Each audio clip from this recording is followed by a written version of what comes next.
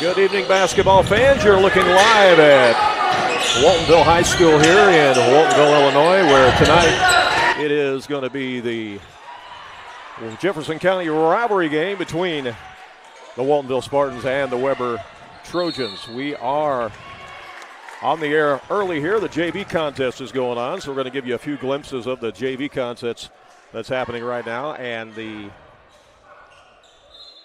score is Waltonville leading at 27-16 in this JV contest. But we got a lot to talk about because people have been looking forward to this game for a long time, especially after what happened on Tuesday night, Ron, out at Weber, as Weber knocked off Woodlawn in the first time this season that the Woodlawn Cardinals have lost. And so certainly because of that, Randy.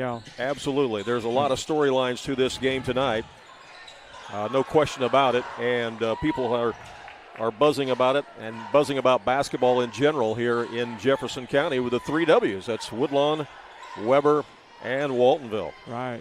And, you can add the Mount Vernon. They don't start with a W, but you can add the Mount Vernon Rams to that list as well. That's right. And the Rams have a big game at home tonight as they're taking on the Marion Wildcats in the Hall of Fame game at Chagnon Gymnasium. So I'm sure there's a good crowd there for that tonight as they're going to be introducing new people going into the Hall of Fame at Mount Vernon Township High School. And that's a big game tonight in the South 7 Conference race, certainly. Yeah, it is. I mean, that game tonight is a battle to see who can challenge Centralia to win the conference this year. But this game tonight between Weber and Waltonville is a huge game in terms of what's going to take place in the regular season here in the Midland Trail Conference standings, because right now you've got Woodlawn with 1 conference loss. You've got Waltonville with 1 conference loss. And Weber is in position here to where if they come in and can beat Waltonville tonight, they will kind of be in the driver's seat in terms of the regular season standings and kind of have a leg up as far as getting the number 1 seed in the Midland Trail Conference tournament. Yeah, this game is a rematch of the championship game of the Thanksgiving tournament down at Christopher in the first week of the high school basketball season.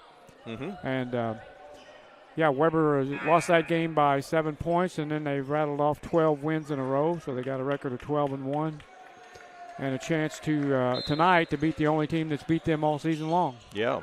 Again, this is the JV contest. It's winding down the last few seconds of the third quarter here with Waltonville leading it over Weber 27-16. We just wanted to give you a few looks, a few gazes in at the JV contest. It's a good crowd here tonight, but honestly, there are a few open seats, and they are still taking entries at the door, so if you're somewhere nearby and within a close driving range, you want to come out and see the game in person, you still got time to get here because they're still letting people in. I think it's one of those situations where everybody knew how small this gym was compared to the other 2 gyms in the county that they didn't show up, Yeah.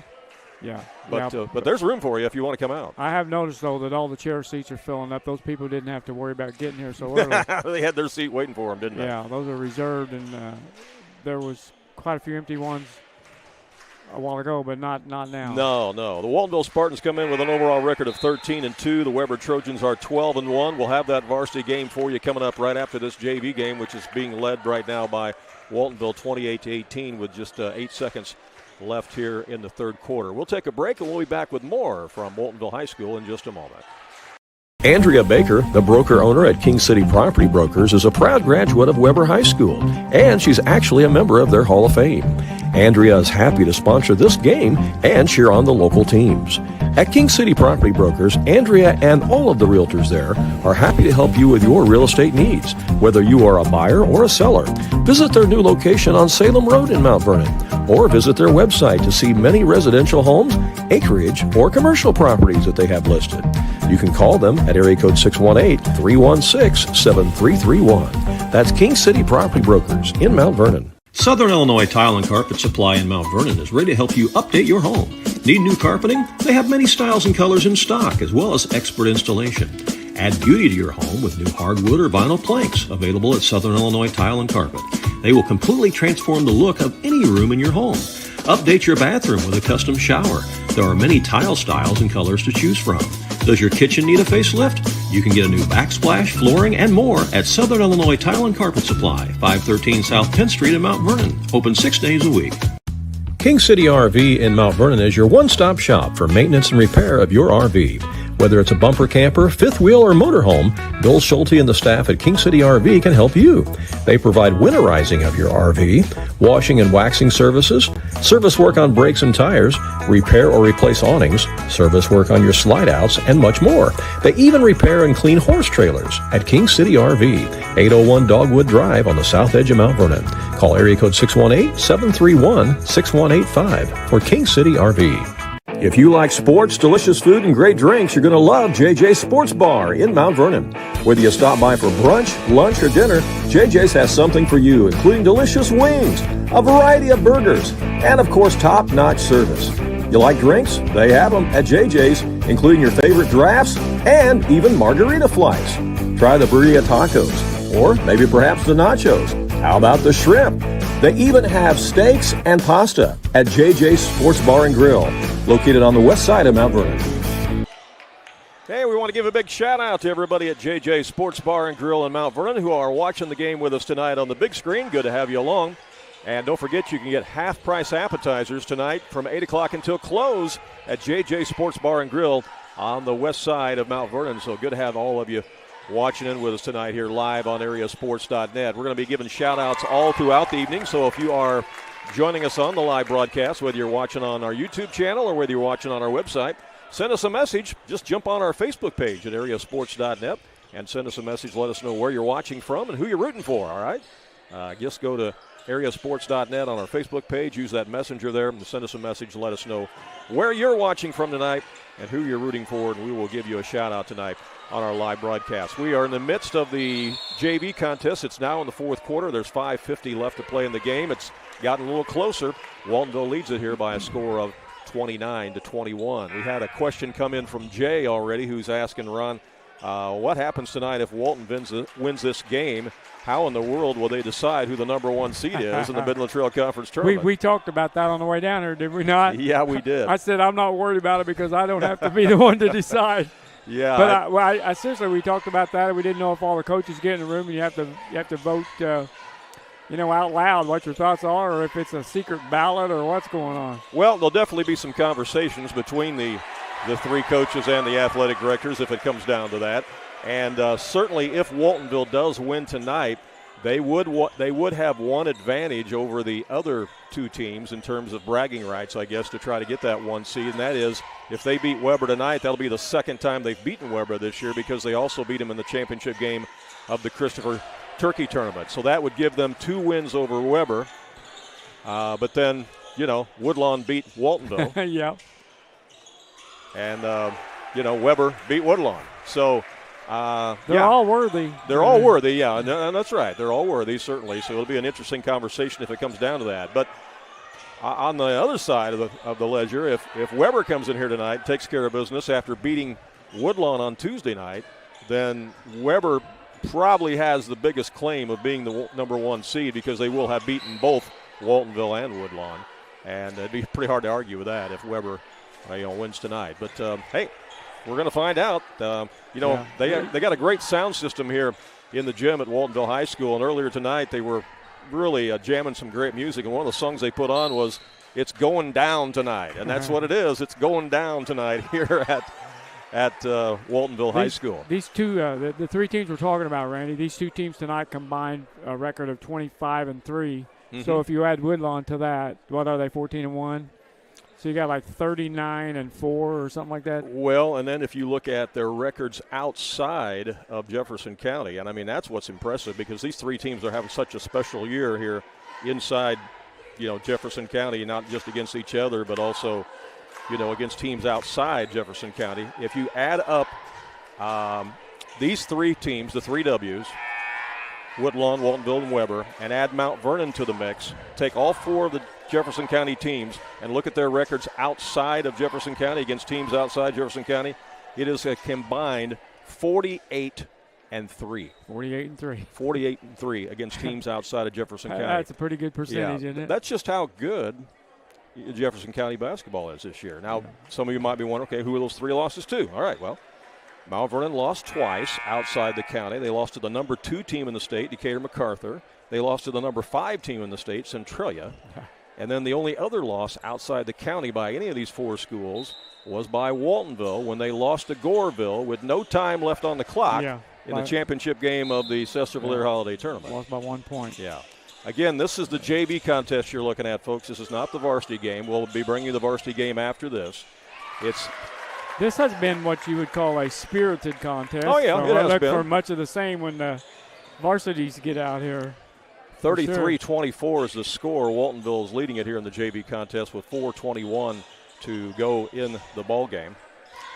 A lot of storylines, as I said, in this game tonight. A lot of people know about the shooting prowess of Nathaniel Marlowe of Weber, and he is coming into tonight's varsity action with 2,609 points for his career, which makes him number 22 all-time in the state of Illinois. He passed about 3 guys last week alone with a 37-point effort against the previously undefeated Woodlawn Cardinals. Yes, he did. He had 18 points in the first half and 19 points in the second half, finished with 37. Yeah, averaging about 30 a game.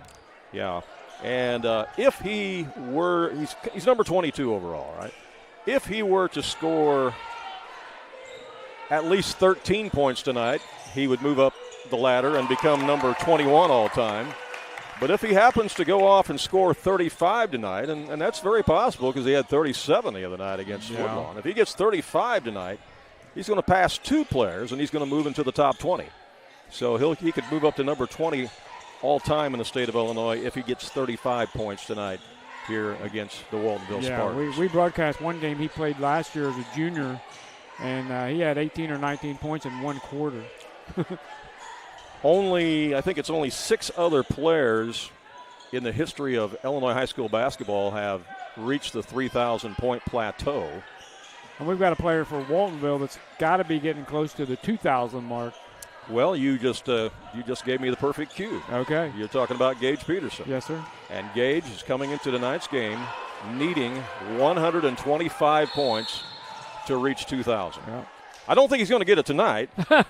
If he does, I'm going to go out on a limb and say Waltonville wins this game tonight. Yeah, but he can make a big dent in tonight and get a little bit closer to 2,000 points. So that's pretty impressive. You got a guy who's within striking distance of 3,000 points, and Nathaniel Marlowe coming in with 2,609, and then you got Gage Peterson, who is just 125 points away from 2,000 points. And Woodlawn has one of those. They got a 2,000-point score. They do already have a 2,000-point score. And so, again, basketball in Jefferson County this year has really been exciting. 2:57 to go here in this JV contest. Waltonville's leading it 33-26. We'll put the graphic up with the scoreboard and stuff for the varsity games, obviously, a little bit later on. We're going to take another short break. We've got a lot to talk about tonight in the pregame as we get ready for this varsity action. It's the Waltonville Spartans 13-2 against the Weber Trojans at 12-1, and we will be right back. High-quality dog training is hard to find, but now there's Jaggers Dog Training Center, located right behind Jaggers Doggy Daycare. At Jaggers Dog Training Center, professional trainer Alyssa can help you with all sorts of dog behavior problems with your pet, whether it be pulling on the leash, raiding the countertops in your kitchen or table, constant barking, not coming when called, or simply trying to get your pet to just stay in one place and wait while you take care of other things around the house. Call and schedule a consultation today at Jaggers Dog Training Center. Just call 316-7021. Do you have a check that needs deposited and don't have time to make a trip to the bank? No problem. With Mobile Deposit at People's National Bank, just snap a picture of the check with your smartphone, and with a couple of clicks, it's deposited into your account. Depositing a check with a PNB 2Go mobile banking app is just that easy. Just tap, snap, and deposit. Plus, it's free. Download the PNB 2Go mobile banking app today to get started. People's National Bank. We make banking easy. Member FDIC. Wireless or service fees may apply. If you need a new Certus mattress, TV, or appliance for your home, stop by Mount Vernon TV and Appliance Center, where they service what they sell. You will find an amazing selection of in-stock appliances, whether you're looking for a refrigerator or an upright or chest-type freezer for your meat. They also have washers and dryers in stock in both the front-load and top-load models. Need a dishwasher? You'll find it at Mount Vernon TV and Appliance Center. And for the perfect night of sleep, the Serta Sleep Center inside Mount Vernon TV and Appliance Center offers a variety of mattresses in the firmness that's right for you. And don't forget, they also have an award-winning service department at Mount Vernon TV and Appliance Center. At Ohana Heating and Air, we treat you like family, because to us, you are. Whether it's keeping your home cozy during the winter or cool in the summer, Ohana's team is here to provide top-notch service every time. With expert technicians, affordable pricing, and a commitment to your comfort, we make sure your HVAC system runs like new. Ohana Heating and Air, where quality meets care. Call today for your free estimate at 472-4738.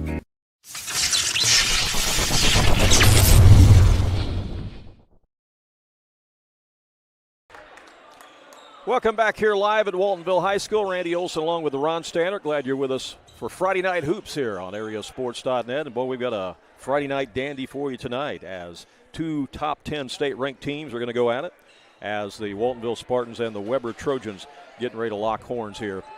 We got the JV contest going on right now. We got 64 seconds left in this JV game. It's all of a sudden become a 6-point game, Ron, as Weber has come battling back, but Waltonville leads it by 6. They have. It's a two-possession game, and Weber just hanging in there. Yeah, and they've got a timeout on the court. And they got a chance to score with no time running off the clock here to make it even closer.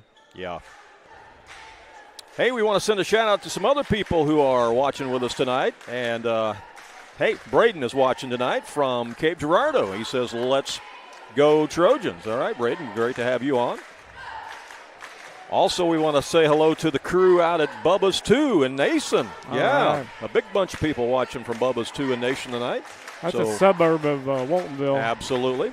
Also, they said there's some folks at the Scheller Playhouse tonight, so good to have you folks along as well. That's another suburb of Waltonville. Yes, it is, certainly. Yeah. So if you're watching tonight, send us a message. Let us know where you're watching from. Just go to AreaSports.net on our Facebook page and send us a message. Let us know where you're watching from and who you're rooting for.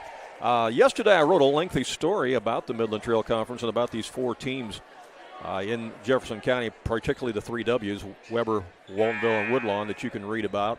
That goes in greater detail about what each of these 3 teams in the Midland Trail has accomplished this year and how special it is in Class 1A basketball, because, you got Woodlawn has been ranked number 1 all season long, although they lost Tuesday night to Weber, and so they probably will drop down somewhat. Weber comes in tonight ranked number 10, but we know they're going to move up because they beat Woodlawn. Yeah. And then Waltonville comes in tonight ranked number 6 in one poll and number 5 in another poll. So 3 Class 1A teams in Jefferson County all ranked in the top 10, and that's just unprecedented, Ron. Yeah, right. All in the same conference. It's pretty exciting. That MTC conference. Not next week, but the week thereafter will be the Midland Trail Conference Tournament. And so, again, tonight's game will have a lot to say about the seeding for that Midland Trail Conference Tournament, which we alluded to already. But tonight's game also plays a big role in the regular season standings, because since Weber beat Woodlawn on Tuesday night, Weber is potentially in the driver's seat if they can take care of business tonight against Waltonville. If not, then that makes things, a little bit more interesting. Yeah. Chet is having a watch party tonight. All right, Chet, great to have you joining us tonight. Hope the crew is enjoying it. This has become a 2-possession game. It's gotten interesting. It's a 4-point game with 40 seconds left as Waltonville's trying to hang on. They've led it at virtually all the quarter stops. They led by 11 at the half. Corey is watching from Virginia Beach, Virginia tonight. Good to have you along, Corey. Again, this is the JV contest. We'll have the varsity game coming up right after this, as we've got a foul called on Weber, as they had fouls to give, and they're going to send Waltonville to the line. Not yet, I don't think, on the next foul. Next one? Okay, that was 4 fouls. All right, so 31 seconds left here in this Nope, they're JV going to the contest. line now. Nope, out of bounds. Out of bounds. Strangely enough, Woodlawn has the night off. That ball should be taken out of bounds way out here. There you go. Yep. He heard you. Thank you. He heard you. After doing it for 32 years, you kind of know where to take the ball out of bounds, don't you, Ron? Yeah, I hate to see that. Let's get that part right. Again, they got it right, so that's good. The inbound comes to Waltonville. Again, they're just trying to take care of the basketball and run this clock out with 27 seconds left, trying to win this JV contest tonight. now both teams on fouls will shoot free throws. Both teams. I mentioned Woodlawn has the night off tonight, so probably a lot of people from Woodlawn with some big interest in this game too. So those of you watching from Woodlawn tonight, we welcome you and hope that you enjoy the broadcast. I'm sure you're itching to get out and play again after losing Tuesday night. And they will play tomorrow at Altamont. So they go on the road to Altamont, and nothing against Altamont, but I kind of feel sorry for them because Woodlawn's going to take their frustrations out on the Indians tomorrow, I think, because Woodlawn's going to be wanting to bounce back. So we'll see how that plays out. 27 seconds left here in the JV contest as Aiden Wilson's at the line for Waltonville, and he sinks it. It's a 6-point lead. Yeah, that's a big free throw. Yeah, real big. Trojans bring it back across, needing a quick score, and there is a quick shot, but it doesn't go down, and another rebound by Waltonville, and they just got to take care of it. Yeah, they needed that. Brigham Beckett's going to get fouled and going to walk to the other end. Weber got all the way to the rack there. If they could have finished, they'd been back within 4 again. We'll give the Trojans credit because they were down by 11 points at the half and just kept. They didn't score in the second quarter. Yeah, kept chipping away at it and got it back down to a 4-point game here. Made it very interesting.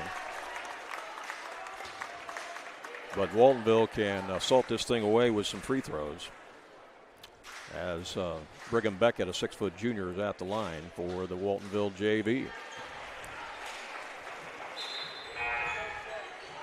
If you go to our website, AreaSports.net, on our website, you can see 8 different midwinter tournament brackets that we've posted there. Those were just dropped this week by various schools who are hosting those tournaments. So if you want to see some midwinter tournaments and look at the brackets while you're watching us tonight, just open up a browser on your phone or on your laptop or whatever and go to our website, AreaSports.net. Scroll down a little bit. You'll see some shootouts in the area, first of all, and then you'll see the rankings for 1A, 2A, 3A, and 4A across Illinois. And then you'll see 8 different tournament brackets for midwinter tournaments. And that will include the tournaments in Salem, Carmine, Nashville, Benton, Belleville, Sparta, Massac County, and North Mac. So that'll be interesting to you. You don't have Oakville up there yet? Yeah, thank you. I just added Oakville while we were here at the gym. Okay. Yeah, John Krause sent that to me. We loaded up while we were at the gym. So there's actually 9. There's 9 brackets there you on go. there. That's the final.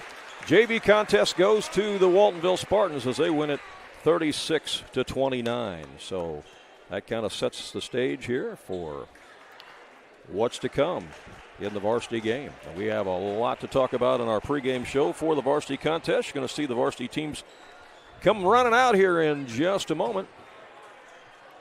We'll take a break and be back with more from Waltonville High School in just a moment. When choosing a bank, it's important to know that local matters. Local people making local decisions that support our local communities. That's why Community First Bank of the Heartland is proud to be Jefferson County's hometown bank. With branch locations in Mount Vernon, Woodlawn, and Dix, we make it convenient to serve all of your banking needs.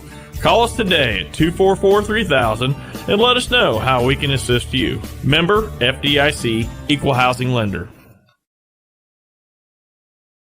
If you have some outdoor projects that need to get done around your home or your farm, you need to get to Carter Turf and Tractor, your local Kubota dealer in Wayne County and the surrounding area. Carter Turf and Tractor is your area dealer for high-quality Kubota tractors in a variety of sizes. Perfect for a landscaping business or to easily handle a variety of jobs around your home or farm. They can customize a solution for your needs. They also have the Kubota RTV utility vehicles for on-road and off-road transportation and hauling needs. When there's mowing or lawn work to be done, Carter Turf and Tractor has you covered with Exmark riding mowers and walk-behind mowers. They also feature a good selection of Echo brand brush cutters, trimmers, and chainsaws, as well as Honda and Generac generators. Come in and see for yourself at the new Carter Turf and Tractor, open 8 to 5 Monday through Friday and 8 to 2 on Saturday.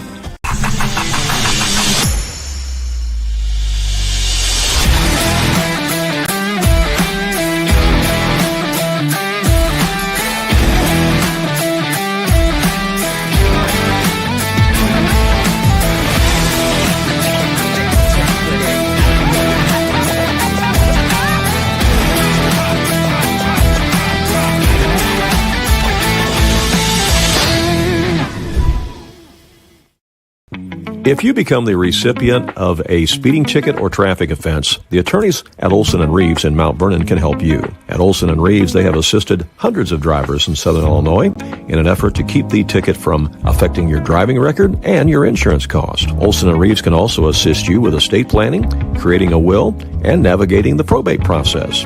If you have a real estate transaction, Mount Vernon Title Company resides inside Olson & Reeves so that you get sound legal advice.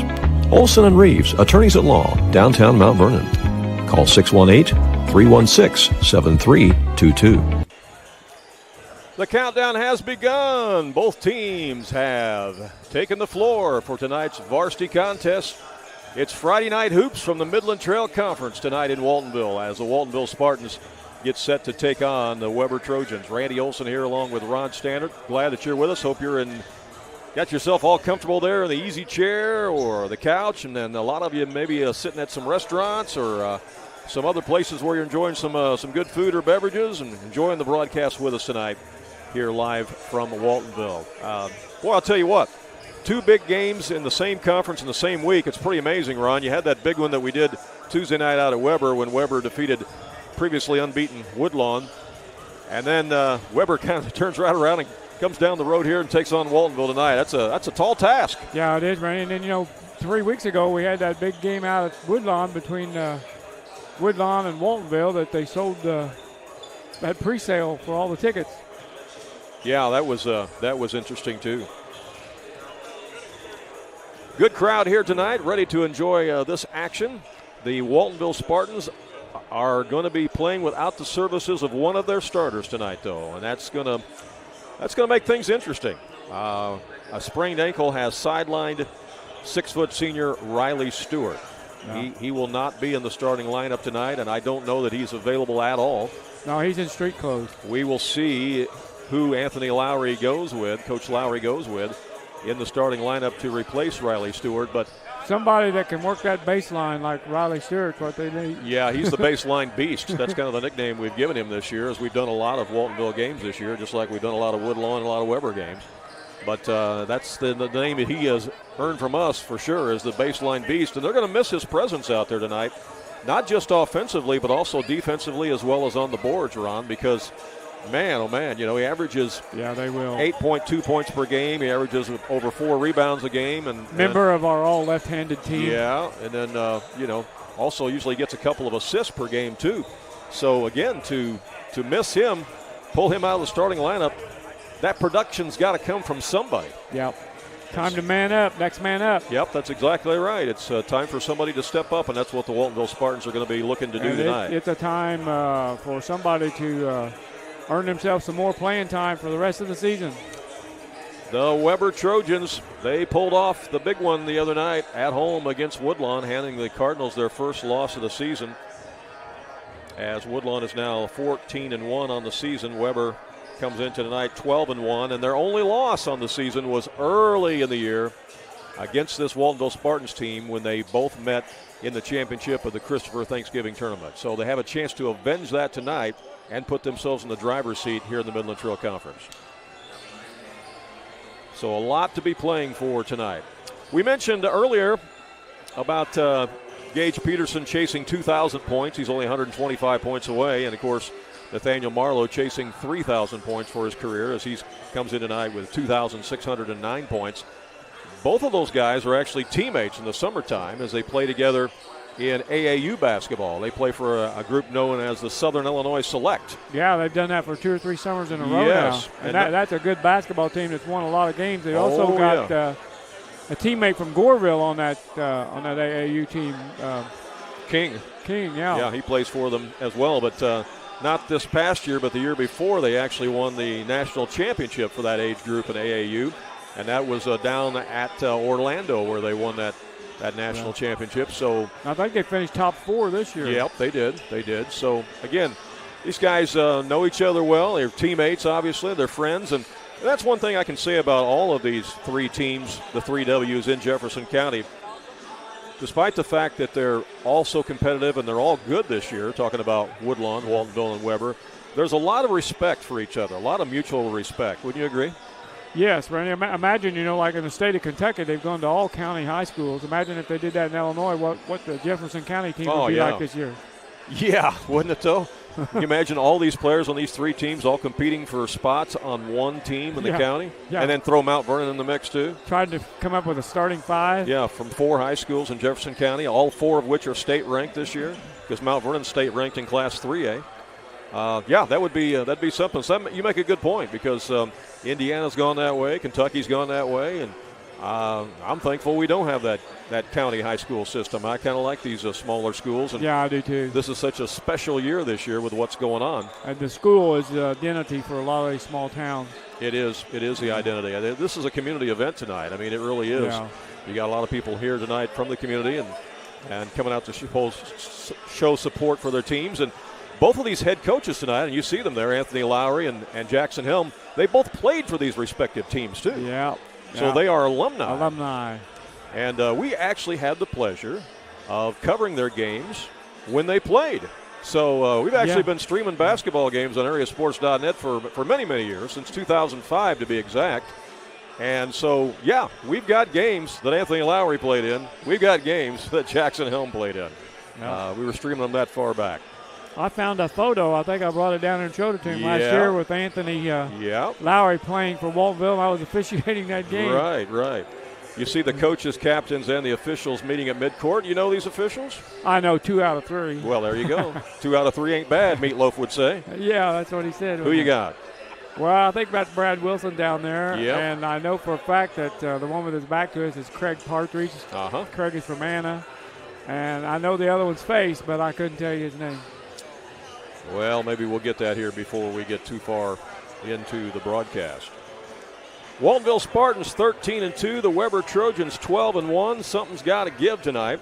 As we look at statistics between the two teams, Waltonville comes in averaging 63.5 points per game. They give up 40 points per game. The Weber Trojans, on the other hand, they are the leading scorer in the state of Illinois in Class 1A basketball. They average 75.8 points per game, which is more than any Class 1A basketball team in the state. And they Woodlawn held them to 62. They did. And Weber gives up 46.5 points per game. We had the pleasure of sitting down and talking to Waylon Jones and his mother Alicia, and you see Waylon right there, a couple days ago. We've written a story that's going to be coming out in Jim Muir's Southern Illinois Sports Connection magazine here next week, and it's an inspiring story that I think a lot of you are going to want to read. I certainly learned a lot in talking to them and writing them, because he's been through a lot, and the fact that he's still playing basketball is truly remarkable, because I don't want to spoil the story, but basically he's lucky to be alive, let alone play basketball. Yeah, he's kind of Nathaniel's Scottie Pippen on this team. Yeah, I guess that's a good way to put it. Averaging 17.5 points per game. But Nathaniel Marlowe, I mean, he's got such a sweet shot, and he can beat you so many different ways. He can shoot over you. He can take you to the hole. He can post you up. He can shoot free throws. Yeah, and he's at the free throw line right now, just practicing here a little bit before the game. And, again, 2,609 points in his career coming into tonight's action. You see that tape that's on his leg. No, he's not injured. That's something that he wears just for some additional support. It's not that he's in any pain or anything like that. He just likes to feel confident having that extra support as he as he plays basketball. You see Gage Peterson, the leading scorer for Waltonville, on the other end. Gage comes into tonight's action just 125 points away from 2,000 for his career. Gage is a 6'6 senior that averages 17 points per game.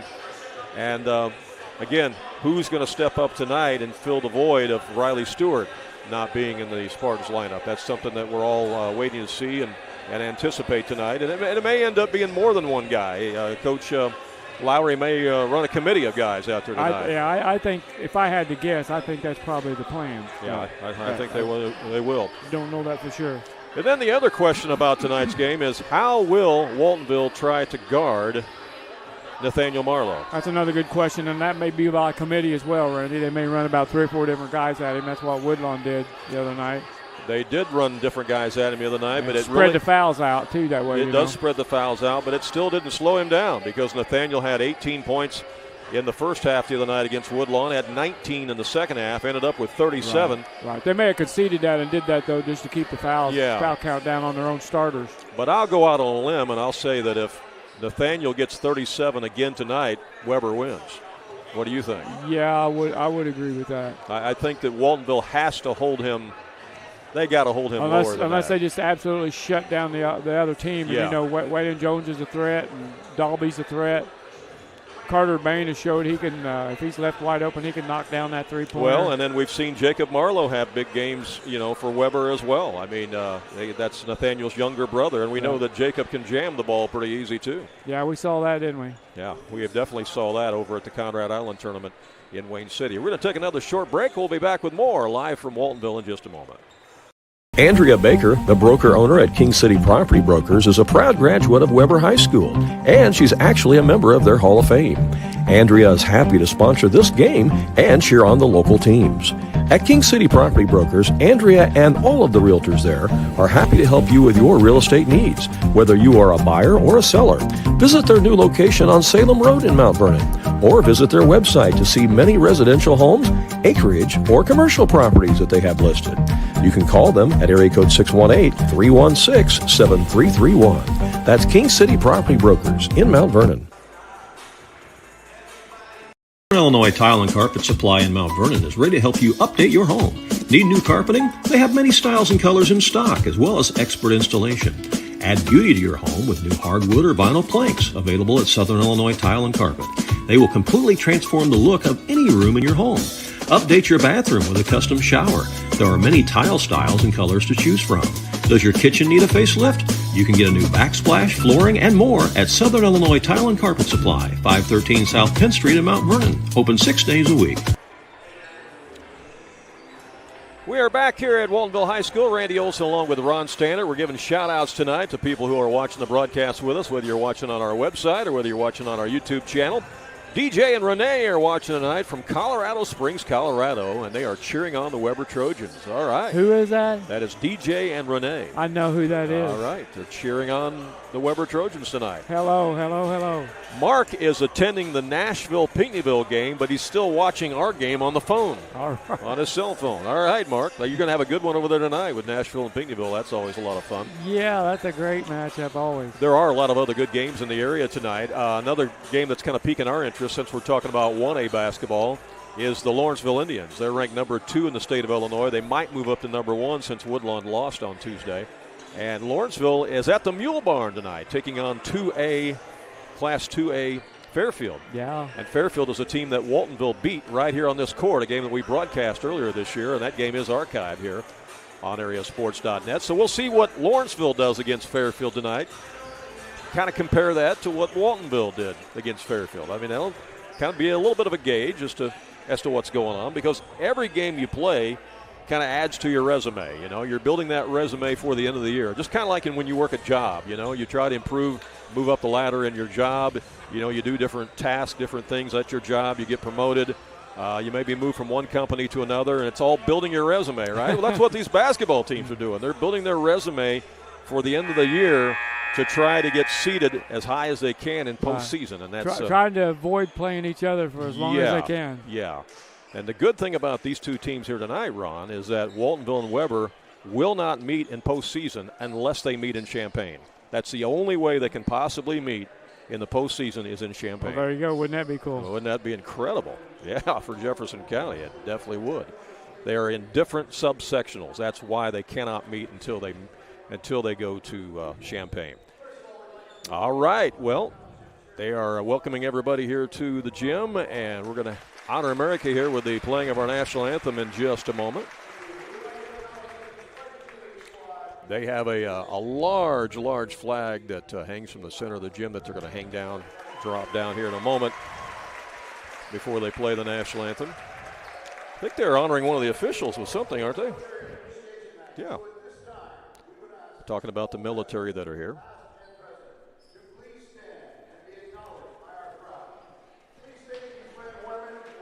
They are honoring military, asking people who are former military and standing around to stand up and be recognized. And we have some that are on both sides of the gym tonight. So congratulations to all of you. This is military night at Waltonville High School.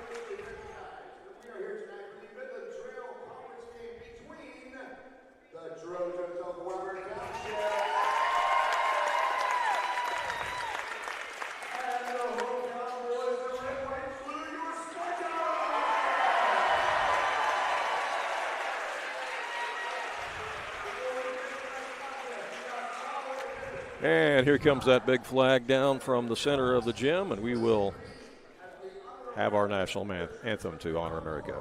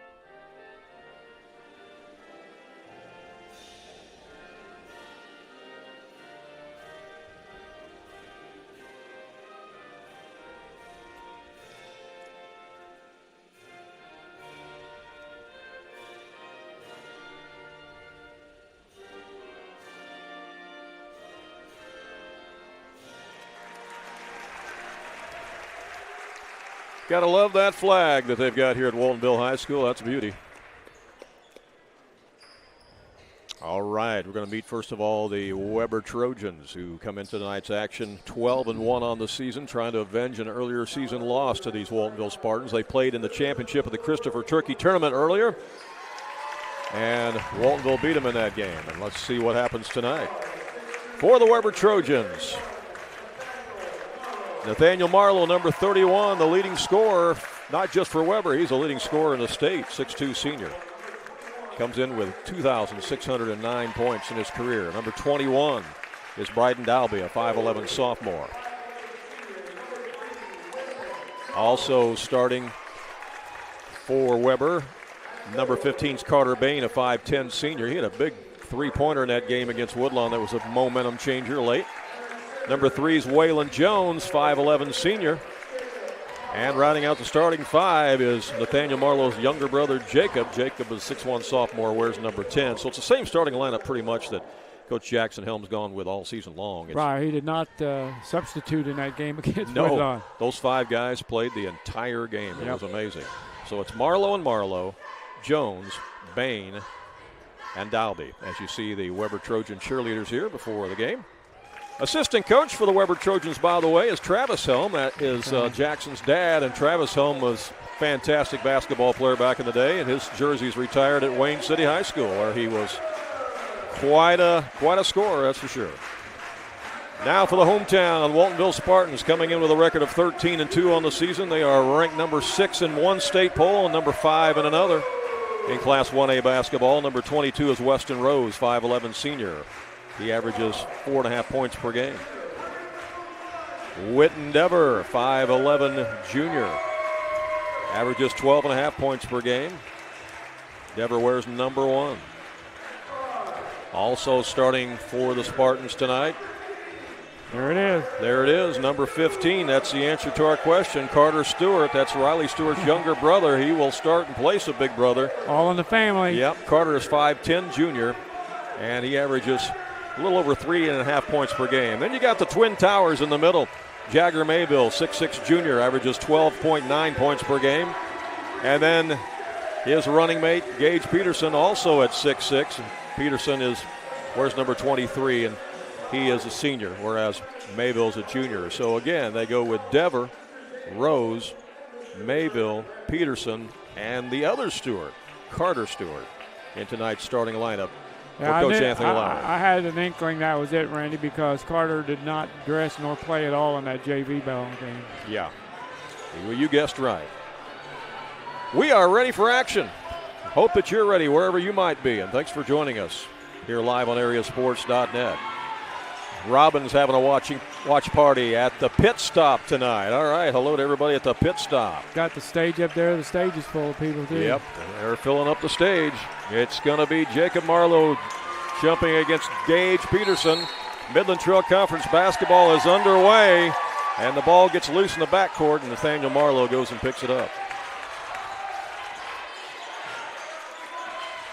He'll have the ball out front. They got Carter Stewart on him to start off with. Here's Waylon Jones with it. He's giving away a lot of height. He's giving away a lot of height. Yeah, here's Jacob Marlowe. Off now to Dalby. Right side to Bain. Open for three. Missed it. Rebound Gage Peterson.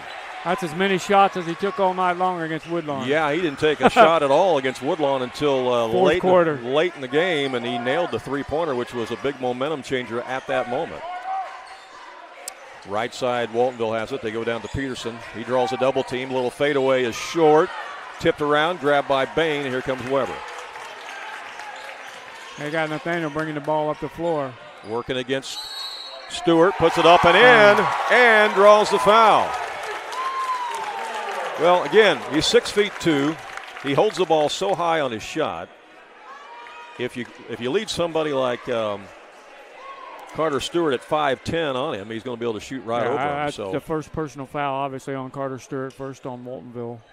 And the three-point play is good as Nathaniel Marlowe gives the Trojans the lead. Marlowe does not miss too many free throws. No, he's very high percentage free throw shooter. Here's Whitten Dever trying to penetrate for the Spartans. Over in the corner, it goes to Rose. And that, in and out, back in again. What a shot. Weston Rose. He is actually a 35-point shooter, 35% shooter from behind the arc. Shoots 35%, which is a very high percentage. Stolen away by Rose. Throws it ahead to Dever. Dever takes it in for the layup, too strong. There's Jagger Mayville with the rebound. Gives it back to Dever. Dever out to Peterson. Peterson back to Dever. Looking inside, they're trying to post up Mayville, and Mayville gets fouled by Dalby. Those two were really going at it in there. Yeah, and Dalby's giving away a lot of height on that matchup as well. You're exactly right, as Dalby is 5'11", again, trying to guard somebody 6'6". So you've got kind of a mismatch for both teams going both ways. Yeah. They got Jacob Marlowe guarding Gage Peterson. Peterson gets it on the inbound. Pump fakes, now goes to Dever. Wants to post up, he does. Guarded by Jacob. Turns around, there's a double team. He goes the other direction and scores. Nice footwork. Excellent footwork there by Gage Peterson. That's something he does so well. And he just gets better and better all the time. That's why he's an All-Stater. Speaking of All-Staters, move. There's a three-point bomb. Nope, they gave him a 2 on that. It's a 2. Yeah. Nathaniel Marlowe 5, Waltonville 5. Yeah.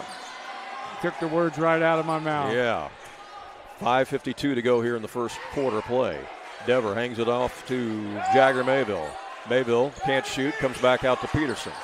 Peterson left wing, down underneath. Carter is open, wide open, and scores. This is serious. Uh-oh. This is a serious injury. Oh, no. That is Waylon Jones. Waylon Jones. Doggone it. He looks like he's went down with an ankle, which is exactly what the problem is with Riley Stewart, too, and he is in some pain. Boy, you hate to hear that anytime. I could tell he was hurting pretty bad. Yeah, we're going to turn the camera away from him for now while they attend to him. 7-5 is our score, as down underneath, wide open, was Carter Stewart. And probably the reason why he was open is because Waylon Jones went to the floor with that ankle injury. Yeah. That backer was Carter Stewart, the last one? Yeah. Yeah. Yeah, it's an ankle, I believe. And we mentioned that Weber never went to their bench. They were just in rhythm against Woodlawn. I asked Coach about it after the game, and he just felt like everybody was in rhythm. Yeah. He's on his feet, but he's obviously in some pain. I don't know that he can put any weight on it. Yeah. Waylon. He's putting some weight on it, but he might be out for a while. We'll see what happens. Nice gesture there by Coach Anthony Lowry to go out and help Jackson Helm get him off the court. So now both teams are shorthanded. Both teams missing one of their starters. Yeah. And both with ankle injuries. Right. How ironic is that?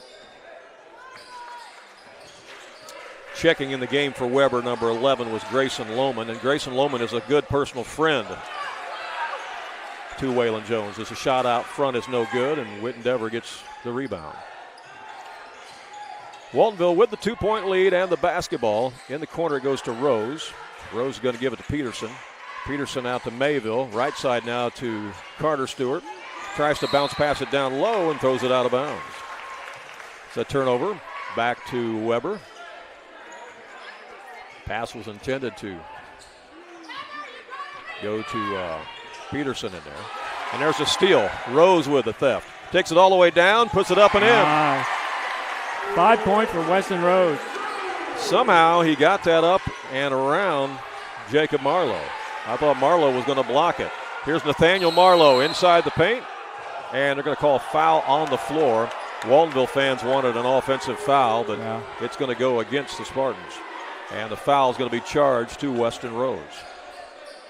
Well, I think Weston created that contact before the push maybe on Nathaniel.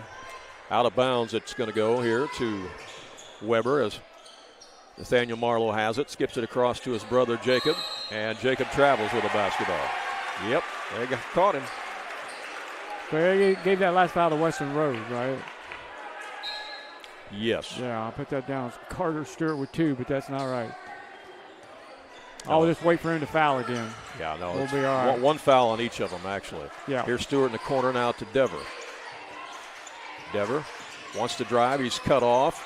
Slices between 2 defenders, and they're going to say travel. Yeah. They're going to wave that basket off. It does not count. Was a nice move. So the turnover bug has hit both teams. Nice use of that left hand there by Dever. Yeah, it was. It was.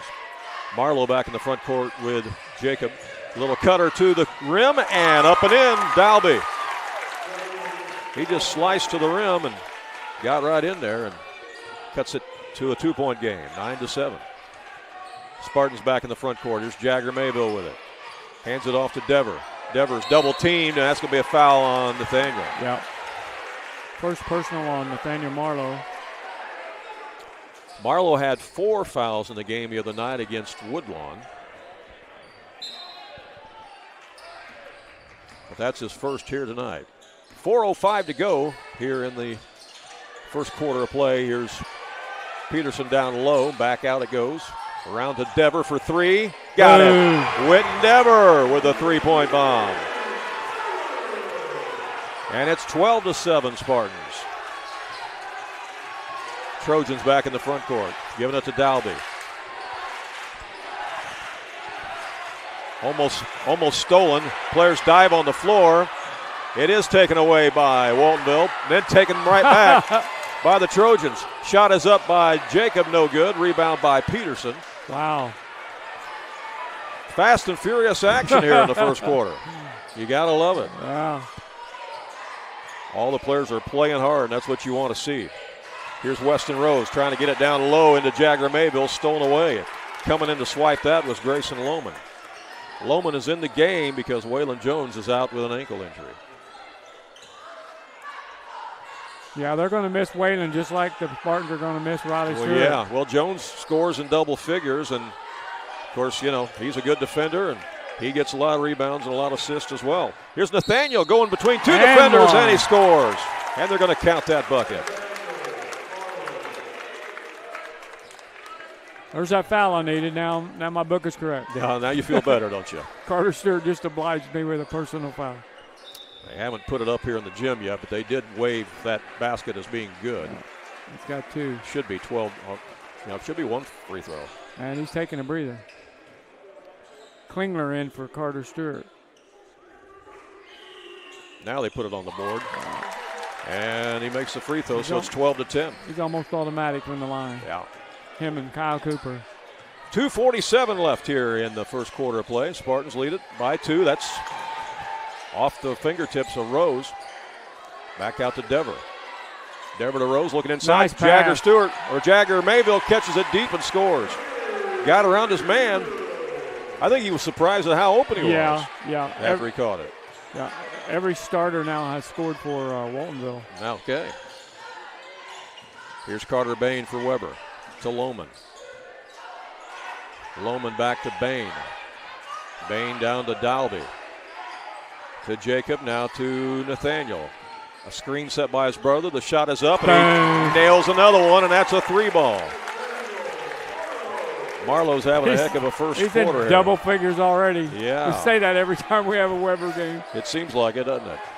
He's already got 11 points. 11 of their 13. Here's Peterson at the top of the key. He scores one more basket, and he's going to move up a notch to number 21 in the state all time. He may get that here in the first quarter. He had 37 on Tuesday night against Woodlawn. Here's Peterson. Out it comes to Klingler, who's in the game. Back to Peterson. Spartans being patient, and Dever finds himself open in the corner, and he pulls the trigger for a 3-point bomb from that right corner pocket. 17-13. Here's Nice Jacob pass. Marlowe inside. That rims out. Battle for the rebound. Lohman's got it. Taken away by Dever. Dever up ahead. Off his foot. Ball's loose. And Weber tries to get timeout, but I think Waltonville actually had the ball. Let's see here.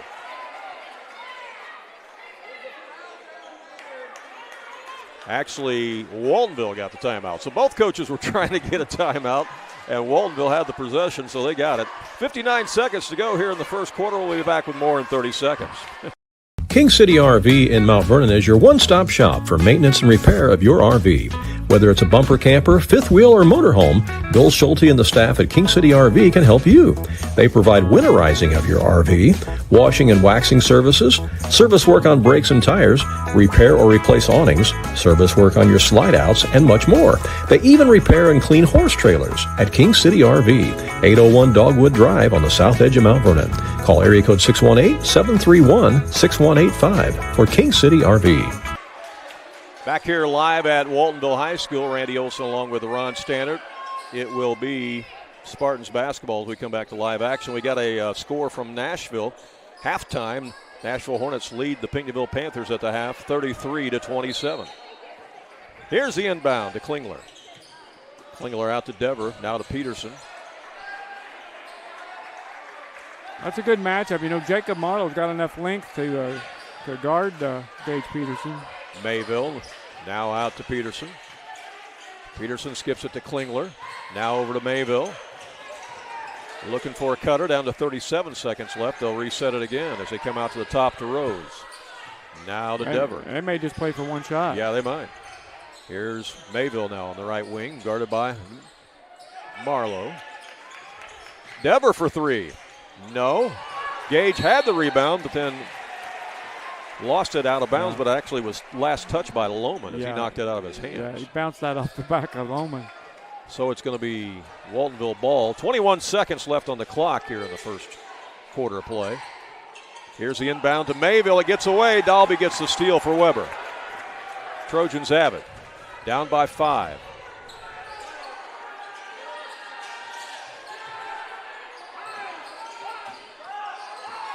Down to 6 seconds left. Dalby for three, no good. And rebound Peterson, he'll sling it to the other end. And that's the end of the first quarter. Apparently they didn't give him a 3-ball on that one shot because they got 12 on the board in the gym.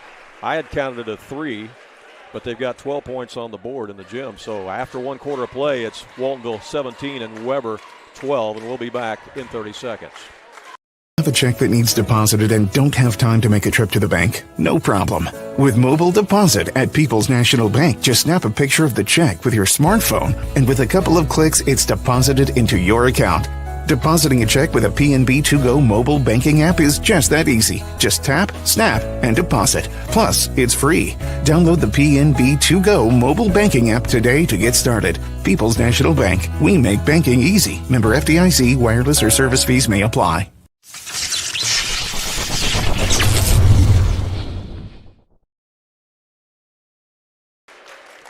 Back here live at Waltonville High School, Randy Olson along with Ron Stannard here. Rivalry game in Jefferson County between the Waltonville Spartans and the Weber Trojans. What do you think of that first quarter, Ron? Physical. Physical. Both teams going at it. Both teams playing well, though, and shooting the ball well. Really playing hard, too. You've heard the term, you've seen the kids' game, Weeble Wobbles. The way they were getting down on the floor and scrambling around, they looked like some Weeble Wobbles out there for a while. I kept looking for a flag on some of them plays. But second quarter action underway. Here's Dever with the shot that's no good, tipped around, and foul on Gage Peterson. That's going to go the other way. Yep. On the back. It's going to be Weber ball. Yeah, apparently that the 1 3-pointer that was put up was counted as a 2 rather than a 3, so that's why it's so a 10-point first quarter there for Nathaniel Marlowe. Although they have 11 on the board. They got Klingler on him now. From the elbow, he nails another one. Marlowe cuts the lead to 3. He's tough to stop. We've seen him enough to know that. I don't know what the answer is, how you stop him. He had 52 in a game last year at the Conrad Allen tournament in Wayne City. I think that was against Crab Orchard. That was something. Here's Peterson taking it to the rack and scores. Impressive move that time by Gage Peterson. Yeah, he just started at the top of the key and took that all the way to the rack. Yeah, nobody impeded his progress. Here's Marlowe, guarded by Klingler this time. Goes over to Dalby. They haven't tried to double him yet. We'll see if they do. Bain's got the ball now. Over to Jacob. His 3 ball's no good, and got a foul in the lane. I think that's going to go on Klingler. Yeah. Yep, it is. Brendan Klingler on the personal.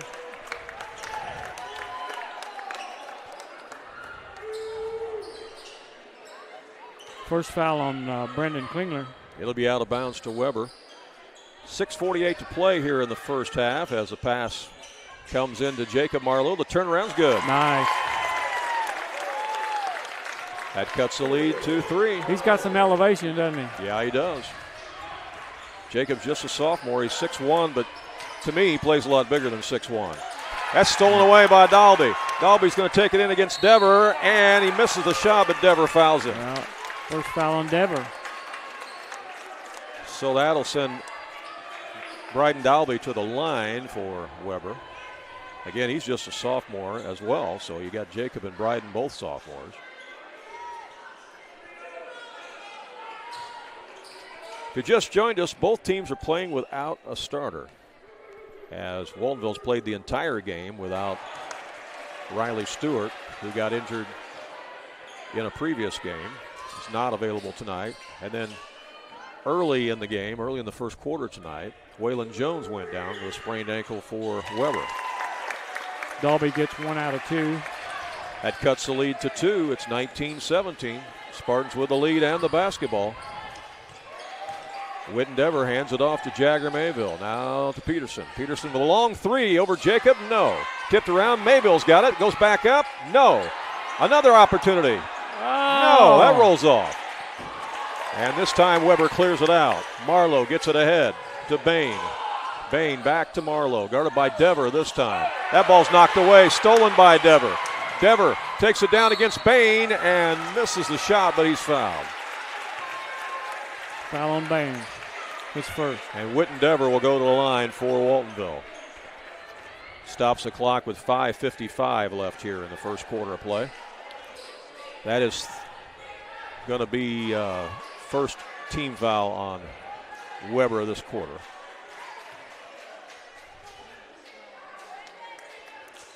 Oh, free throw rattles out. A lot of other games around the area tonight of interest. We'll have all the scores for you later tonight, posted on our scoreboard on our Facebook page, AreaSports.net on Facebook, where you can find a very, very active and large scoreboard every night. Not just high school scores, but we do junior high scores as well. Beckett in the game now for Waltonville. They've gone 8 deep already. Yes, they have. Lohman has it out to Jacob Marlowe. Now to Nathaniel. Crossover dribble. Shot is on the way. Yes. Knocks it down. That's a 2-ball. That gives him 14 for the game. And it's a 1-point game. And he is now number 21 on the all-time list, as he's already passed another guy tonight. He may be top 15 by the time the night's over. Here's Mayville leaning inside and scoring. Jagger Mayville with an impressive move on the post. Great move by Mayville. Yeah. That puts the Spartans back up by 3. Here's Dalby in the front court for Weber. Out to Lohman. Lohman over on the left wing to Jacob. He'll drive, jump step, turn around over Peterson. No. Chase down. Dalby comes up with it. He just outran Mayville for that one, and this time Peterson gets the rebound on that missed shot. And the Spartans will bring it up. 4:51 left here in the first half. Very spirited contest here in the Midland Trail Conference. That's an tonight. Understatement. Yeah, there's a lot on the line we in use this that, basketball we use game. that word for the JV game. We got to come up with something else. Yeah, I'm telling you what, these teams are playing hard. Dever around the horn all the way to Mayville. Mayville back out to Brigham Beckett. Beckett, 6-foot junior in there for the Spartans. We saw him a lot in the JV contest tonight. Peterson has it now against Jacob Marlowe. They spread the floor somewhat here, but the Trojans remain in their man-to-man. Here's Peterson. Takes it to the rack. Too strong that time. Marlowe with the rebound. I think he was anticipating contact that time, and that's why it went up a little too hard. He thought he was going to get hit, but he didn't. Here's Dalby with it. 4:01 left in the half. Marlowe against Peterson. Falls down and banks it in. Shot. How about that?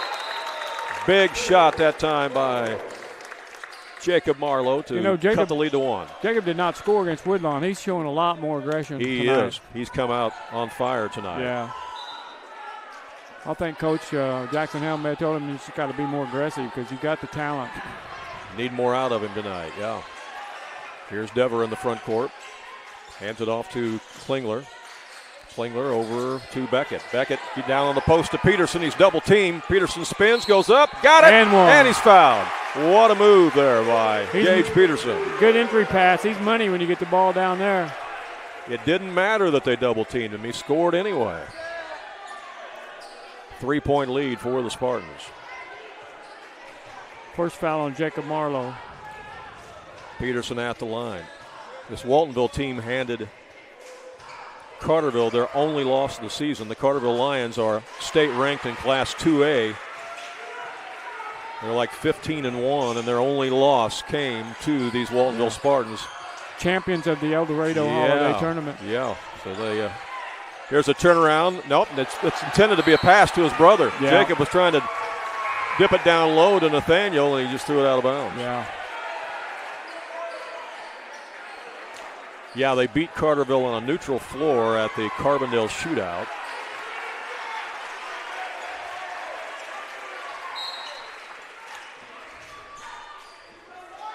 So we got Beckett, Dever, Peterson, Mayville, and Weston Rose in the game right now for Waltonville. Here's Beckett. He pump fakes, now drives, puts up the shot, and he got it. How about that? Coming off the bench, Brigham Beckett with the deuce. That puts Waltonville up by 6, and Beckett will be at the line for the and 1. That's a nice move. In the ball game for Weber, number 22 is Brennan Tate. He's a 5'11 senior. 2 fouls on Carter Bain. Yeah, Bain's having to sit here for a little bit. 3:11 left in the first half. Free throw by Beckett's good. Well, you can come off that bench and score early. That gives you a lot of confidence. You're right about that. Here's Nathaniel Marlowe in the front court for the Trojans. Especially in a big game like this. Right. It's been a 6-0 run by Waltonville. It was a 1-point game. Now it's 7 as that shot is missed. And Peterson gets the rebound. Dever will bring it up. Goes to Peterson on the wing. Now out to Beckett again. To Mayville. To Peterson again. Now Rose to Mayville. Run that motion offense, looking for a cutter. As Beckett has it, now to Dever. Now he finds a man underneath. It's Beckett as he posts up, and it's taken away as Nathaniel Marlowe comes in and swipes it. Nate has it, going up against Beckett, leans into him, puts up the shot, and they said travels with the basketball. Weber fans didn't like that. Waltonville fans are ecstatic. Imagine that. It's always going to be 50-50 on all these calls. We got one side of the gym all red, one side all blue. 14 points for Nathaniel. 2:17 left here in the first half. Spartans with the ball, leading it by 7. Wittendever. And Waylon Jones is back in the game. They must have taped him up. He's back in the game trying to gut check it out. Wow. I can't believe it. And he's hobbling. You can see how he's really hobbling. I thought we'd seen the last of him when he went down. That's great to see him out there. He's a gamer, though. He's a gamer. He loves the game of basketball. He's a gym rat. He wants to be out there, so he's going to gut it out. Yeah. And he's got the basketball right now. He's guarded by Mayville. He's talented enough. He can find a way to help him. Yeah, he may not be able to make the quick turns and things like that, but I'm sure he can still shoot the ball and do other things to help the team, for sure. That ball is taken away. Marlowe had it. They reached in and grabbed it, and it goes out of bounds, and it's going to be Weber ball. Brendan Tate's out there, Randy. Yes, yeah, he is, right. Not seen him. We saw him play for the Trojans in the Conrad Island tournament a little bit. That's taken away on the inbound by Mayville, and he gets it to Peterson, and the Spartans can add to their lead. Minute 29 left here in the first half. Wittendever out front getting directions from Coach Lowry. Goes to Mayville. Now to Peterson at the top. Now over to Weston Rhodes. Now to Beckett. Beckett looking for a cutter. Now they'll reset again. Here's Dever with it. 1 minute to play here in the first half. Spartans led by 5 after the first quarter, lead by 7 right now. Here's Rose. Over in the corner to Dever, open for 3. Rims out. Jacob Marlowe with the rebound. Gives it to Nathaniel, and timeout is called by Weber. Timeout with 43 seconds left here in the first half. We'll take timeout as well, and we'll be right back. When choosing a bank, it's important to know that local matters. Local people making local decisions that support our local communities. That's why Community First Bank of the Heartland is proud to be Jefferson County's hometown bank. With branch locations in Mount Vernon, Woodlawn, and Dix, we make it convenient to serve all of your banking needs. Call us today at 244-3000 and let us know how we can assist you. Member FDIC, Equal Housing Lender.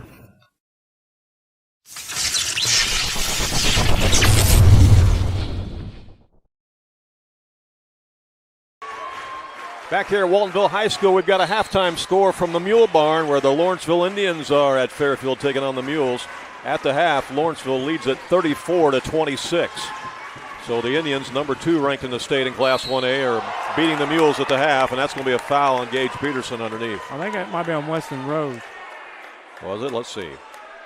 Yes, you're right. It was on Rose. They signal 22. Second foul on him. So it'll be out of bounds to Weber with 33 seconds left. Here's the inbound to Waylon Jones. He was wide open. Beautiful out of bounds play. Yeah, with the left hand, he puts it in. Executed perfectly that time by the Trojans as they cut the lead to 5. Here's Peterson with it in the front court. Against Jacob. Now to Beckett. Beckett to Dever. Dever to Peterson. Peterson against Jacob.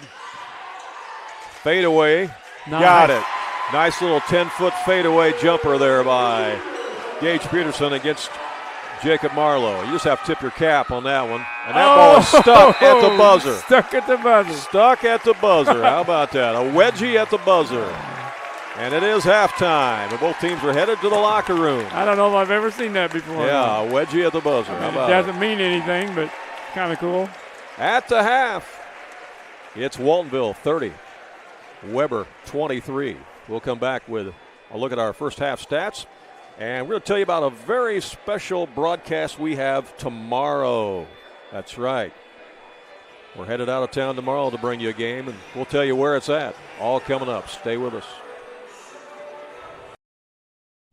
If you have some outdoor projects that need to get done around your home or your farm, you need to get to Carter Turf and Tractor, your local Kubota dealer in Wayne County and the surrounding area. Carter Turf and Tractor is your area dealer for high-quality Kubota tractors in a variety of sizes. perfect for a landscaping business or to easily handle a variety of jobs around your home or farm. They can customize a solution for your needs. They also have the Kubota RTV utility vehicles for on-road and off-road transportation and hauling needs. When there's mowing or lawn work to be done, Carter Turf and Tractor has you covered with Exmark riding mowers and walk-behind mowers. They also feature a good selection of Echo brand brush cutters, trimmers, and chainsaws, as well as Honda and Generac generators. Come in and see for yourself at the new Carter Turf and Tractor, open 8 to 5 Monday through Friday and 8 to 2 on Saturday.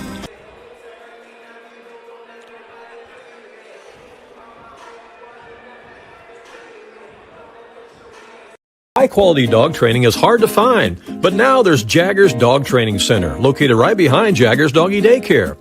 At Jaggers Dog Training Center, professional trainer Alyssa can help you with all sorts of dog behavior problems with your pet, whether it be pulling on the leash, raiding the countertops in your kitchen or table, constant barking, not coming when called, or simply trying to get your pet to just stay in one place and wait while you take care of other things around the house. Call and schedule a consultation today at Jaggers Dog Training Center. Just call 316-7021. Back here live at Waltonville High School, where the Spartans lead the Weber Trojans at the half, 30-23 in this Midland Trail Conference battle tonight. Again, these teams are trying to jockey for position not only in the regular season standings of the Midland Trail Conference, but also trying to get a leg up on potentially becoming the number 1 seed in the upcoming Midland Trail Conference tournament, which will be the week after next. And so there's a lot on the line tonight. And then, of course, they're always trying to beef up their resume for postseason seeds. So there's a lot on the line for this game tonight. Ron's working on our post-game stats. You got them, Ron? I do. Okay, what do you got? All right, for the Weber Township Trojans, they had 4 players break the scoring column, and they were led in scoring by Nathaniel Marlowe, who had 14 points, 10 of those coming in the first quarter. Waylon Jones, who set out most of that half with an ankle injury, is back, and he got in there and scored a field goal for 2 points. Jacob Marlowe has 4 points. Bryden Dalby has 3 for a total of 23. The Weber Trojans committed 5 personal fouls as a team in that first half. They were 3 out of 4 from the free throw line. For the Waltonville Spartans, they had 6 players make the scoring column in that first half, led in scoring by Gage Peterson with 9 points. Witten Dever had 7 points. Jagger Mayville with 4. Weston Rose with 5 points, all of those in the first quarter. Brigham Beckett off the bench with 3 points. Carter Stewart with 2 points for a total of 30. The Spartans committed 7 personal fouls in that first half. They were also 3 out of 4 from the free throw line. Looking at foul trouble, we got Weston Rose and Carter Stewart both with 2 personal fouls for Waltonville. And Carter Bain has 2 personal fouls for Weber. Rebounds and turnovers are just about equal in this game. It really just comes down to making shots. And it always does. Yeah, the Waltonville Spartans have been able to make more shots here in the first half as they lead it by 7, 30-23. You mentioned Marlowe with 14. He had 18 in the first half on Tuesday night against Woodlawn and had 19 in the second half to wrap up with 37. And I said at the top of the broadcast that if Marlowe got 37 here tonight, that Weber would win. And win. That means he's got to have a 23-point second half, but he's more than capable of that. He could do it. There's no question about that. I'm so impressed with the fact that Waylon Jones got back out there after going down, and he's obviously favoring that ankle tremendously, but they must have taped it pretty good. And he's a tough guy. He's going to just gut it out. And he got a bucket. When he came back in the game, he got a bucket. Yeah, with the left hand. With the left hand, that's right. That ankle has got to be wound up tight, man. Yeah. Hey, we want to tell you about a broadcast we're going to do tomorrow. We just got notification just a little bit ago, as a matter of fact, to confirm it. But we've got clearance to go to Highland High School tomorrow for the Highland Shootout. And that's the Optimus Highland Shootout, the annual shootout. That thing is sold out tomorrow. You can't buy a ticket to get in there tomorrow if you want to. It is sold out, ladies and gentlemen. But these Waltonville Spartans play in the Highland Shootout tomorrow. And they play at 12 noon against the host, Highland Bulldogs. And the good folks at Highland High School have given us permission to come over there to broadcast the game. Now, there is just one catch. A caveat. Yeah, there's a caveat to this. As it stands right now, we can't do it with video. We can only do it with audio, which is better than nothing. And we can have a video picture of the scoreboard and clock and stuff on the screen, which we can do. But there is a slim chance we might still be able to do video if, in fact, they're not doing the pay-per-view on that game. I have a feeling they are, but if they're not doing pay-per-view on that game, then we may get a green light to do video too. But we know we got clearance to do audio. So we'll be over there at Highland tomorrow, and we will bring you that broadcast on AreaSports.net live as the Waltonville Spartans, again, step out of their comfort zone and take on a much bigger school. The Highland Bulldogs are a 3A basketball team, Ron. I've been in that facility one time, Randy, for a cheerleading competition, and I can tell you, I don't know how many it holds, but if it's sold out, that's a lot of tickets. It's a lot of people. It's a palace. It's a big place. Yeah. And they got teams coming in there tomorrow from all over the United States. They do. They sure do. And so we're thrilled to have the opportunity to go over there. We want to thank the athletic department there and the Optimist Club at Highland for allowing us to come in there. They're going to put us up in the balcony someplace, they said. But they said they'll have a table for us. So yeah, that should come with a hospitality room and maybe a close bathroom. Now you're talking. Now you're talking my language. We got all the amenities we need if we got that. Yeah, so bathroom and hospitality room. So Waltonville plays Highland tomorrow at the Highland Shootout at 12 noon. We will be there. It may be audio only, but we will be there, and it's otherwise it's sold out. You can't go if you want to. It's already sold out. So looking forward to that. All right. 30-23 is our score here at the half. Waltonville led it by 5 after the first quarter. Both of these teams, as I mentioned, are in separate subsectionals, so they will not meet in postseason unless they would happen to both make it to Champaign and meet there. It's been that way for the last couple of years. Yeah, it has been. As Weber is going opposite direction. I know we went to Cobden to cover Waltonville last year, and then we went all the way up to Effingham to cover Weber Township. Yeah. Because they both won regionals last year. Right, exactly. So Weber is in the same subsectional as the Lawrenceville Indians, which is why we're interested in their score tonight. And Lawrenceville does lead the Fairfield Mules at halftime. Also in that subsectional with Weber and Lawrenceville is some other good teams such as North Clay, who's state ranked. Also Edwards County, Dietrich, Altamont. So that's going to be a pretty tough subsectional. The sectional in that subsectional actually will be played at Macon Meridian, so that's a pretty long trip. Well, what about that Cumberland team? Are they in that? I think you're right. I think Cumberland is in that as well, perhaps. That's Toledo. The two regional sites, by the way, in that subsectional are at North Clay and at Altamont. So regardless of where they send Lawrenceville, Lawrenceville's going to have a long trip to play in the regional in that subsectional. Because they're stuck over there on the Indiana border. There's no place for them to go but get in the bus and drive. So they're either going to play in a regional at Altamont or North Clay, and that's the same with Weber. They're either going to be in a regional at Altamont or North Clay. But, high school basketball fans, not heard much out of them recently, but people know that name, Lawrenceville Indians, if you know anything about high school basketball in that state of Illinois. And again, they're ranked number 2 in the state coming into this week, but after the Woodlawn loss on Tuesday and Lawrenceville continues to win, particularly if they win tonight at 2A Fairfield, probably Lawrenceville will become the new number 1 come Monday, but we'll see. In the other subsectional that involves these Waltonville Spartans as well as the Woodlawn Cardinals, in that same subsectional are the Sparta Bulldogs, Oakaville, Steelville, Christopher, and some others. And the two regional sites are at Sparta and at Alvarado. So, again, Woodlawn and Waltonville are in the same subsectional. It doesn't mean they're going to go to the same regional, but they could, depending upon how everybody is seated at the end of the year. That's why all of these ball games collectively build your resume. So that hopefully you get a best seed that you can, because I don't think anybody wants to go play in the regional at Sparta against Sparta. No, you'd rather stay away from that if you could. We saw them; they're the real deal. They are the real deal. It's a good basketball team. Going back to Lawrenceville for just a minute, Randy, they've only got one loss, and that was to a 2A team, I believe, Tolono Unity. So they've not lost to a Class A team yet. You're exactly right. They have not lost to a 1A team. Period. All right, we are ready for second half action here. The teams will change ends. Let's see what happens. Who's going to have the leg up in the Midland Trail Conference with a victory here tonight? Weber Trojans will have the ball first to start this third quarter. Nathaniel Marlowe had 14 points at the half. Waylon Jones starts the second half. Inside it goes to Jacob. The fadeaway is good.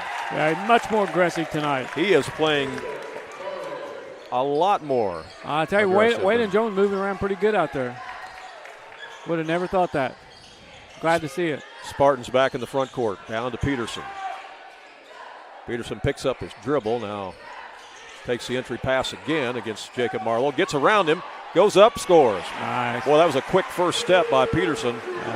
As he got around Jacob Marlowe, then sealed him and scored. He's money down there. Mm-hmm. Here's Nathaniel Marlowe. They double team him this time. They are double teaming him, and they block the shot, and they take it away as Carter Stewart comes away with it. So they put two small guys on him. That's an interesting defensive assignment. Two small guys were on him that trip down the floor. But it worked. Two to make one. Yeah, it worked, though. They got the turnover, and the Spartans have the basketball. Here's Carter Stewart with it. He started the game tonight for Riley Stewart. Here's Peterson for three. That won't go. Jagger Mayville chases it down in the corner. It goes out of bounds. It's going to stay with Waltonville. Well, nobody's left the gym yet. A lot of basketball left to be played here. It's a good one. As Weston Rose gets it into Peterson. Again, working against Marlowe. Out to Dever. Dever's guarded by Carter Bain. Dever gives it to Mayville. Mayville guarded by Nathaniel. Gets it to Dever. Double teamed him. Nice pass. Into Mayville for the deuce. Now Dever's down. Dever's hurt. And now he goes down. He comes up a little gimpy. It's physical out there. Yeah, they're playing hard. Officials are having a little discussion on something here. All right, we're set now. All right, Weber wants timeout. Coach Jackson Helm says we need to talk things over here a little bit. 9-point game. This is the biggest lead of the game for Waltonville. 6:26 to go in the third quarter, and we'll be right back. If you like sports, delicious food, and great drinks, you're going to love JJ's Sports Bar in Mount Vernon. Whether you stop by for brunch, lunch, or dinner, JJ's has something for you, including delicious wings, a variety of burgers, and, of course, top-notch service. You like drinks? They have them at JJ's, including your favorite drafts and even margarita flights. Try the burrito tacos, or maybe perhaps the nachos. How about the shrimp? They even have steaks and pasta at JJ's Sports Bar and Grill, located on the west side of Mount Vernon. And a big shout out to the gang at JJ's Sports Bar and Grill. Glad you're enjoying the broadcast with us on the big screen tonight at JJ's, where they have half-price appetizers from now until close. That's right.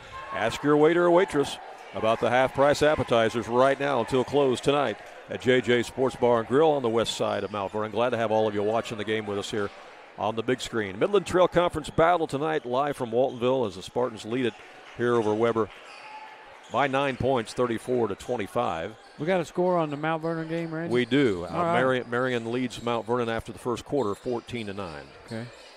I've got an Indiana-Oregon football score, but I know a lot of you who are watching the game may be recording that and don't want to know the score. So I'll tell you what, I'm going to count to three. When I count to three, you either cover your ears or turn down the volume, and then I'll give the score to everybody else, all right? 1, 2, 3. Indiana leads Oregon 35-7. Wow. Looks like they're headed to the national championship game against Miami. What a story that is. Yeah, it is. They're going to make a movie out of that. You know they are. Yeah. They'll call it Hoosiers. Oh, wait a minute. There's already been a movie. It's already been. Never mind. Yeah. That's a good thought, though.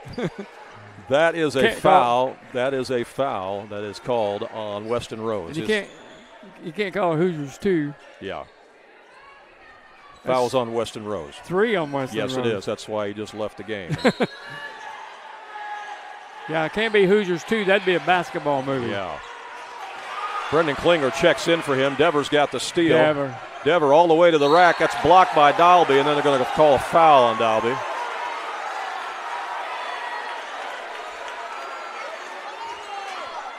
And that'll send Witten Dever to the line. 2 fouls on Dalby. Again, these two met in the championship of the Christopher Turkey Tournament, and that game was also won by Waltonville. So Waltonville's trying to beat Weber for the second time, but this one has big implications in the Midland Trail Conference regular season standings, as well as potential seeding for the Midland Trail Conference tournament, which is the week after next. At the half, Mount Vernon has come back to take the lead over Marion 21-19 at the half. Wow, good Rams ball lead game. it. Hall of Fame night tonight, by the way, at Shagnon Gym. Kelly's watching the game with us tonight. Good to have you watching, Kelly, and thanks for sending me that Indiana score, all right? Appreciate it. Free throws were good. And on the other end, there's a deuce. You know, the world's turned upside down when you've got Indiana playing for the national championship in football. Pretty crazy, isn't it? Wow. Who would have thunk it? Under 6 minutes to play here in the third quarter. Dever penetrates, gets it over to Carter Stewart. Nice entry pass inside to Mayville, and he got it. Jagger Mayville with the deuce. Played through contact. And Waltonville is playing very well right now offensively. That's going to be a foul on the Spartans. Going to be 3 fouls on Carter Stewart, I believe. He's going to have to come out of the game, and replacing him will be Brigham Beckett. Beckett gave him some great minutes in that first half. Beckett, 6-foot junior, comes in. Got an update on the Lawrenceville-Fairfield game as Nathaniel Marlowe gets fouled. After 3 quarters at the Mule Barn, Lawrenceville leads Fairfield by 5, 42-37. So that's good ball game. That's a good one over there tonight.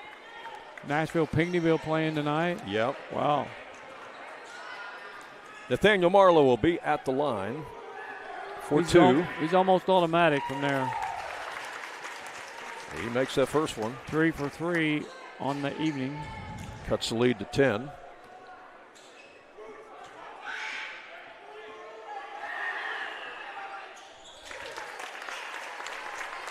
Got the second one. He's got 18 on the night. Comes in averaging a little over 30 points per game. Back at the front court, Spartans have it. Down the corner it goes. Here's Dever for 3. That's in and out, no good. That's a foul on Dalby, I believe.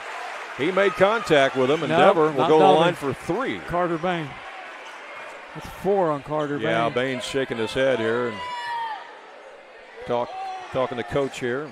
Well, they got 3 up there. I had him for 4.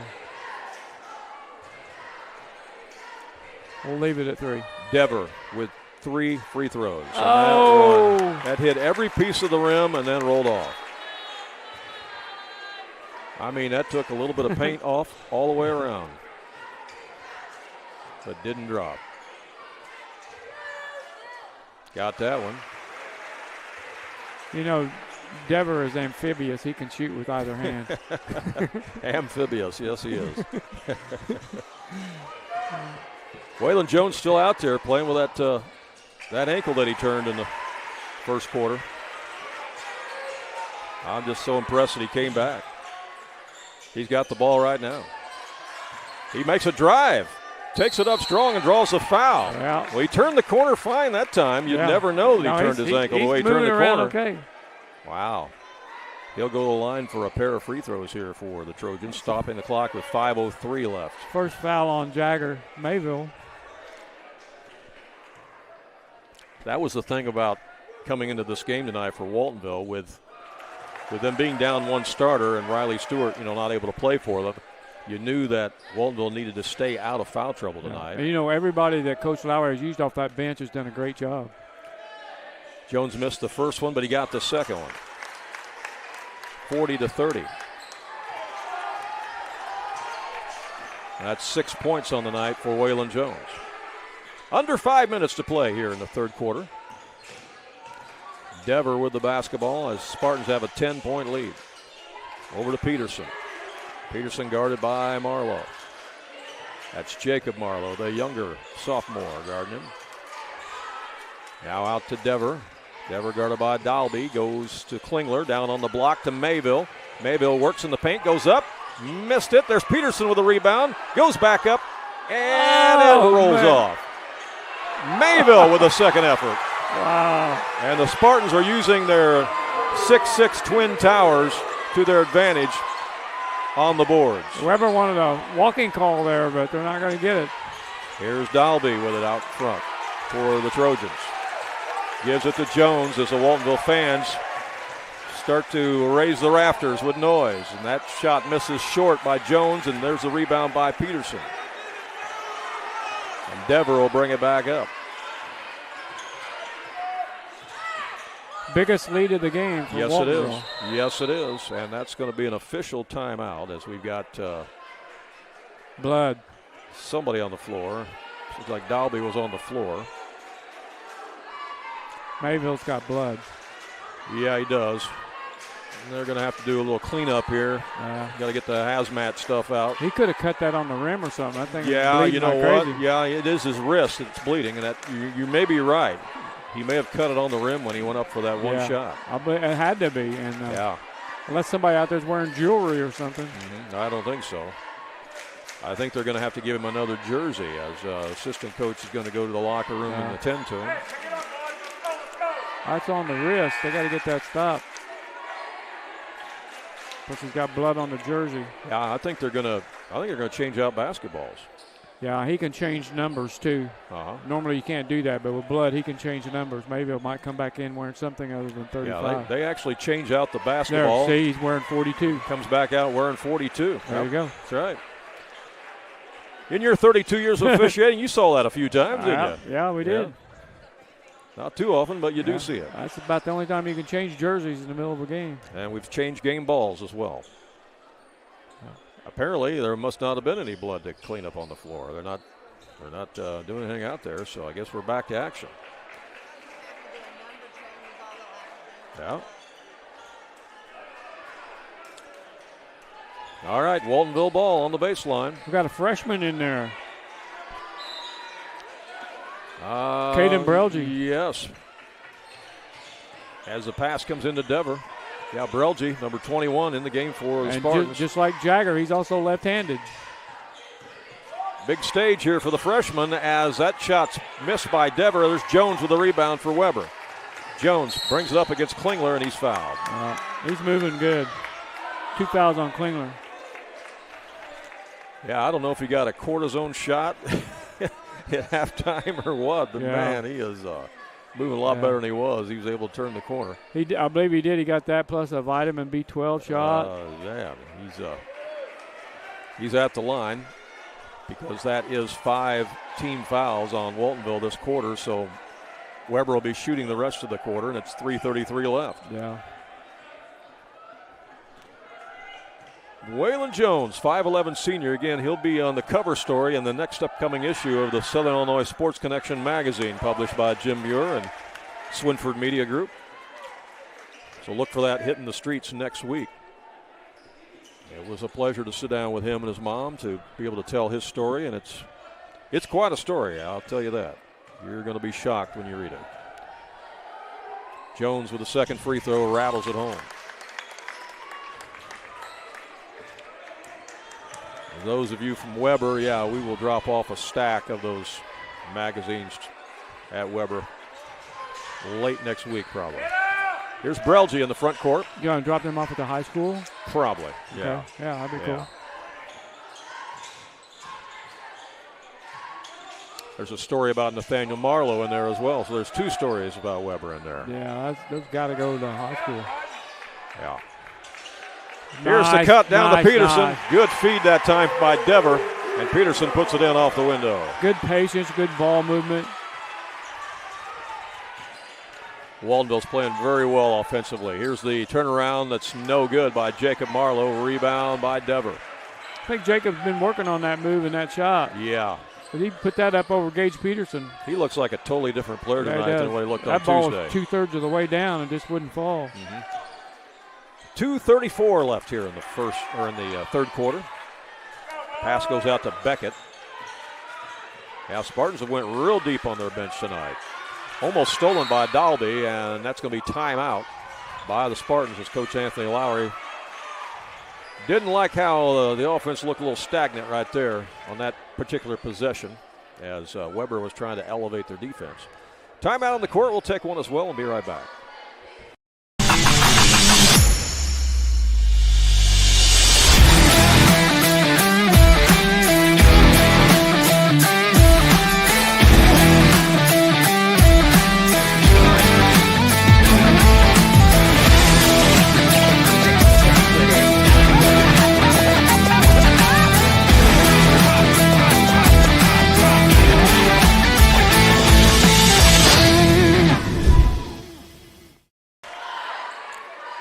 Well, we wondered coming into the broadcast tonight what the Waltonville Spartans would do to replace Riley Stewart in the lineup. And, Ron, you keyed it. You said it. Yep. It's been substitutions by committee, right? Bench by committee. Bench by committee, yeah. Carter Stewart started the game, played well. Brigham Beckett came off the bench, played well. Brendan Klingler's come off the bench, played well. And now you got freshman Caden Brelge out there. Caden Brelge in there. You know, he's also left-handed just like Mayville, but Mayville's back in the game. Pass comes in to Peterson after the timeout. He's wearing 34, not 42. He Right. was 35, then he went to 42, but now he's 34. 42 must not have fit too well, so they've switched him back to 34 now. Either that or Coach Lowry thought, well, I may want 42 to come in the game later. So. Hey, you never know. Never know. Here's Peterson with it. Over to Beckett. Now drive on the baseline, and fouls will be on the floor. Dever buried the three, but it's not going to count. Yeah, that's right. As Klingler gets fouled. That's on Carter Bain. I believe that's 4. He'll be out of bounds to the Spartans as Bain leaves the game with those 4 personal fouls, and replacing him in the Weber lineup is Grayson Lohman, the 5'10 senior. Here's the lob into Peterson. Spins, goes up. Got it blocked. Nathaniel Marlowe with the rebound. Throws it ahead to Dalby. Dalby scores. Waylon Jones blocked that shot. Dalby scores at the other end. Good assist that time by Nathaniel Marlowe. You know, this Weber bunch can score points in a hurry. Well, they are the leading scoring team in Class 1A basketball in the state of Illinois. They've not really gone on a run yet, so. Well, you know one's coming, though, don't you? You got that feeling, so Waltonville's got to be careful. Here's Beckett with it on the right wing, down to Peterson. Taken away, stolen. Stolen by Grayson Lohman. Yeah, Lohman got down there and reached in with both hands and grabbed it. Here's Nathaniel, and he's going to be fouled out front by Beckett. First foul on Beckett. Again, they're in the shooting situation, so this is going to be 2 free throws for Nathaniel Marlowe, and it stops the clock with 69 seconds left here in the third quarter. We still got a lot of basketball left to be played. That's a tall order. You come off the bench, and coach says, you're guarding Nathaniel Marlowe.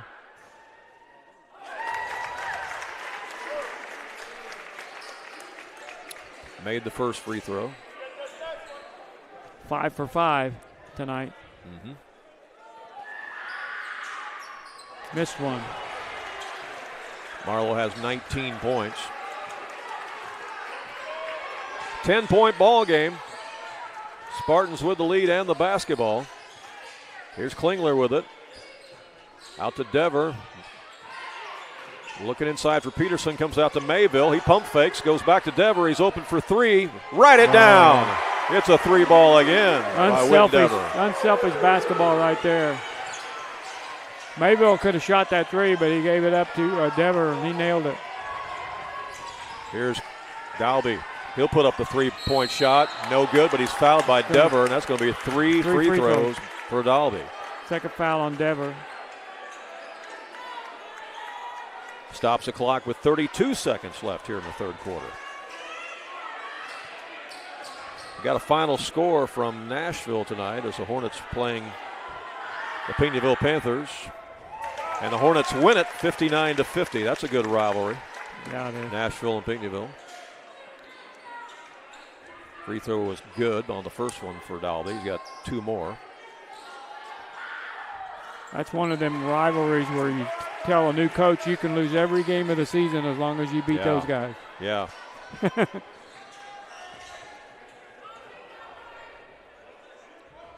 Highland Shootout is sold out tomorrow. Waltonville plays Highland at 12 noon. Ron and I are going to be there. We've gotten clearance from Highland High School to be there. They're telling us that we're probably only going to be able to do audio only, but you know what? With a sold-out basketball game, that's all right. If that's the way it turns out, it could be audio only. We will put a scoreboard and clock on the screen, though, for you tomorrow. So that's a 12 noon game at Highland tomorrow. Waltonville against Class 3A Highland at the Highland Shootout, and it is sold out. You can't get in. Amber has sent me a message looking for tickets. Look, 3-pointer's good by Dever. Falling down. Can you believe it? Dever with a 3-point bomb on the other end. There's a 3. Waylon Jones. Waylon Jones answers with a 3 of his own. right before the horn. Randy, I don't think Dever scored against in that last ball game they played. But he's scored tonight. He's on fire tonight. He's got, 10, 13. He's got like 17 points. After 3, Waltonville leads it by 11, and we'll be back.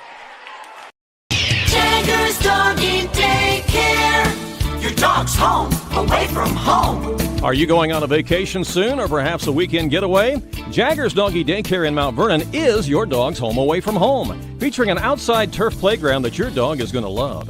And if your dog needs grooming or obedience training while it's here, we can handle that too. In fact, we've even got a presidential suite with flat screen TV and ceramic tile. Check it out on our website. Jagger's Doggy Daycare. Back here live at Waltonville High School, Randy Olson along with Ron Stannard. What'd you think of that third quarter there, Ron? A lot of action, a lot of points scored, Randy. Waltonville won that quarter 20-16. We saw Waylon Jones come back from a first half injury. And,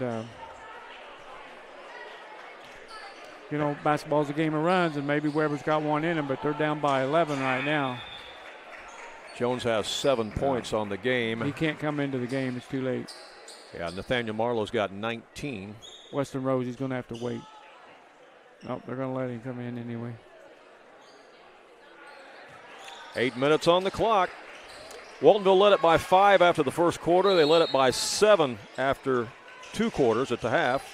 Lead it by 11 right now, and here's Gage Peterson taking it to the rack and scoring to open up the fourth quarter. And on the other end, that was Dalby, wasn't it? Yeah, Dalby. He got down the court in a hurry. I mean, he didn't waste any time at all. He was streaking down the court. Here's Klingler with it. Out to Peterson. Inside Mayville, knocked away by Nathaniel Marlowe. Yeah, his second foul. And he's going to get whistled for the personal, yep.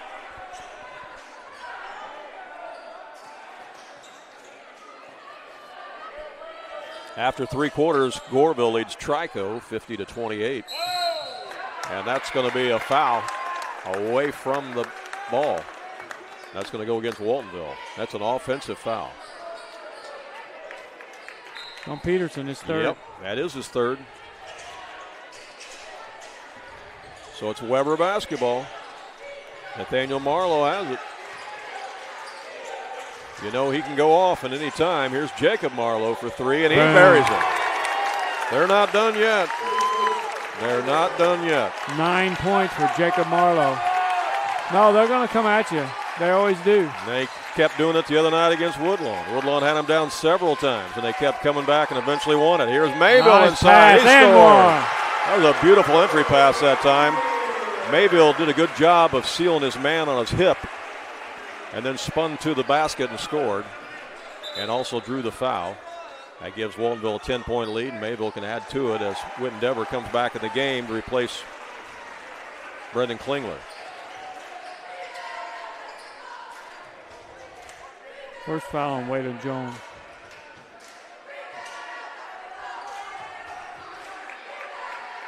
Jagger Mayville, third jersey he's worn tonight. Yeah. Number 34 now. And that's going to be a foul on Beckett. Yeah, Mayville started the game wearing 35. Then after the blood, he switched to 42 briefly, and now he's 34. Yep. He never made it to the floor, though, with number 42. Yeah, I guess he didn't, did he?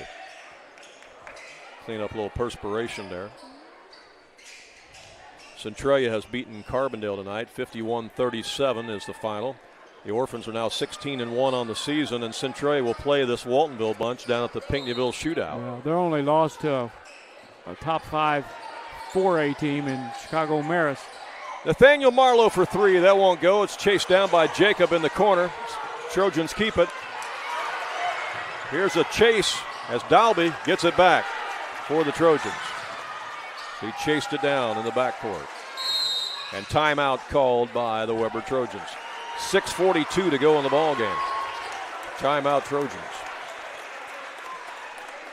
We'll take one as well. We'll be right back. Andrea Baker, the broker owner at King City Property Brokers, is a proud graduate of Weber High School, and she's actually a member of their Hall of Fame. Andrea is happy to sponsor this game and cheer on the local teams. At King City Property Brokers, Andrea and all of the realtors there are happy to help you with your real estate needs, whether you are a buyer or a seller. Visit their new location on Salem Road in Mount Vernon, or visit their website to see many residential homes, acreage, or commercial properties that they have listed. You can call them at area code 618-316-7331. That's King City Property Brokers in Mount Vernon. Back here live at Waltonville High School, Weber basketball. We've got 6:42 to play. Trojans down by 11.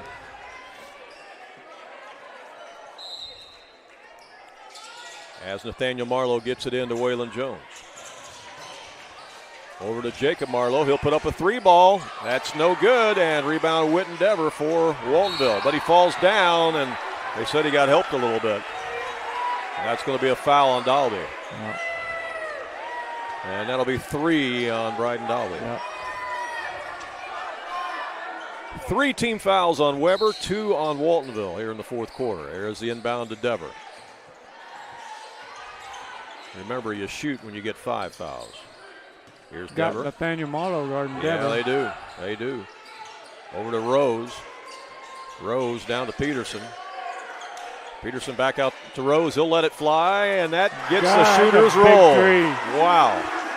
Weston Rose hit a 3 to start the game, and they got another one here in the fourth quarter. Yeah, that one got the kind bounce that time. Here's Nathaniel Marlowe on the other end. It won't go. Peterson with the rebound. And the Trojans can't find a bucket the last 2 trips. Spartans up by 14. Here's Peterson. 5:48 to play. 3 ball again. That's no good this time by Rose. Rebound Mayville back to Peterson. They can take their time right now with this 14-point lead. They don't have to get in a hurry, that's for sure. Yeah. They can run some clock. Well, just like Weber is very good on their home floor, Waltonville is very good on their home floor. Both these teams have beefed up their schedules tremendously. And we're going to keep it right here because we're going to talk about that a little bit. The fact that both these teams have beefed up their schedules tremendously, Ron. You've got, you got Waltonville playing tomorrow in the Highland Shootout against Highland. And then later on this month, they're going to play back-to-back games against 3A basketball teams again, as they're going to play at Marion against the Wildcats on January 30th. Yeah, and that Marion's not just any 3A team. That's a very good 3A team. And then the very next day, they're going to take on the Centralia Orphans at the Pinckneyville Shootout on the 31st. Top 5 in the state, 3A. Then the Benton Shootout just announced their pairings, and Waltonville is scheduled to play the Nashville Hornets at the Benton Shootout on February 7th. And then on Valentine's Day, the Spartans will go to the Riverton Shootout, and they don't know who their opponent will be yet. Yeah. Now, Weber is also playing at that Riverton Shootout. They don't know who they're going to play at. But Weber is going to play at Goreville on January 30th. They will take on Carlisle in the Benton Shootout. And to wrap up the regular season on February 20th, Weber's going to travel to Nashville and take on the Hornets in Assembly Hall on their senior night. Boy, well, that's good news. You got a good ball club. You want to be tested before postseason gets And both these teams are definitely going to be tested as they have beefed up their schedules deluxe. They sure have. Yeah. And Woodlawn's done much the same thing. I'm just talking about these 2 teams tonight because that's who we got on the air with us. For a 1A team, if you can get those teams to play you, I mean, go for it. Yeah, absolutely. Waltonville going to take care of the basketball here right now as time is on their side, really, with 5:08 left. They lead it by 14. Peterson out to Beckett. To Dever. He'll let it fly. No, and we got a foul. It's going to be an offensive foul on Waltonville. That's going to be on Peterson. That's 4 fouls on Peterson. 4 on Gage. Well, if you're a Waltonville fan, you're probably happy that the Spartans have a 14-point lead because Gage Peterson's going to have to come out of the game with 4 personal fouls. We got a 5:01 left. Very rarely does Peterson get in foul trouble, and I can't even tell you the last time that he fouled out of a basketball game. It's been a long, long time. I think them last 2 fouls have been away from the ball. Yeah, they have. Let's see if Weber can capitalize with Peterson out of the lineup. Great job boxing out there by Klingler. It was, wasn't it? Wow. Brendan Klingler got the rebound, and that was textbook box out that time. Thrown ahead to Nate, and he's going to put it up and in. As Weber got the steal and got the deuce. They're going to try to make their move here with Peterson out of the game. Yes, they are. A 12-point game. Dever with it for Waltonville. They got to take care of the ball. If you're Weber, you got to chase. You got to get the possessions back because you're down.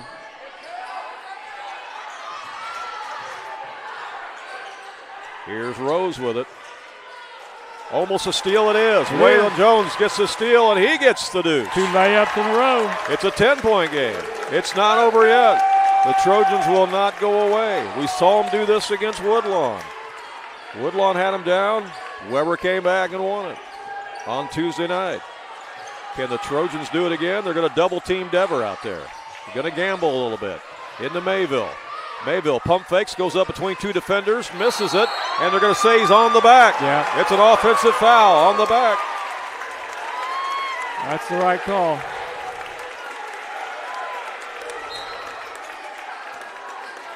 Ten-point game, and Weber can get it down to single digits. There's a lot of time left. 3:47 left. And that's an offensive foul on Weber. And Coach Helm did not like it. Got a warning on Coach Helm. Who'd they call that on? Dalby, I believe. Dalby on the offensive foul. And that's 4 fouls on Bryden Dalby. Yeah. And that's a foul on Marlowe. Yeah, that's 3 on Marlowe. Dalby's got 4. Yes. And that's going to be 5 team fouls on Weber, and Waltonville's going to be shooting the rest of the way. And still a lot of time. I mean, two back-to-back turnovers by Waltonville gave Weber 2 layups. Witten Dever at the line. He is a 73% free throw shooter on the season.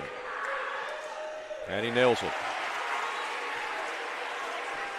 11-point lead for Waltonville. Again, if the Spartans hold on and win this, they've probably got the biggest claim to being the #1 seed for the Midland Trail Conference tournament, because this would be their 2nd win against Weber. And Weber just beat Woodlawn a few days ago. Wow. 3-point bomb. It's in single digits. Man, you can't block that shot. 9-point game as Nathaniel Marlowe buries one. And we got timeout on the court with 3:29 left. Don't go away. They're never out of it. No, this thing is not over yet. 3:29 left, a 9-point game. We'll be right back. If you become the recipient of a speeding ticket or traffic offense, the attorneys at Olson & Reeves in Mount Vernon can help you. At Olson & Reeves, they have assisted hundreds of drivers in Southern Illinois in an effort to keep the ticket from affecting your driving record and your insurance cost. Olson & Reeves can also assist you with estate planning, creating a will, and navigating the probate process. If you have a real estate transaction, Mount Vernon Title Company resides inside Olson & Reeves so that you get sound legal advice. Olson & Reeves, attorneys at law, downtown Mount Vernon.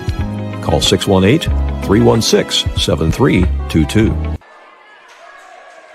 Back here live at Waltonville High School, Randy Olson along with Ron Stannard. Got a good one here. Yeah. Jefferson County rivalry game here in the Midland Trail Conference. It don't feel like a 9-point lead. It feels like a 1-point lead, doesn't it, if you're a Waltonville fan? Right. Great atmosphere in here, and that's going to be a foul on Waylon Jones. His second. And again, Dever's going to go to the line.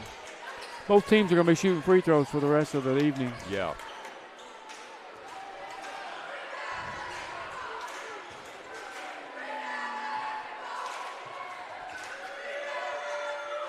Short. Dever had made 7 in a row until then.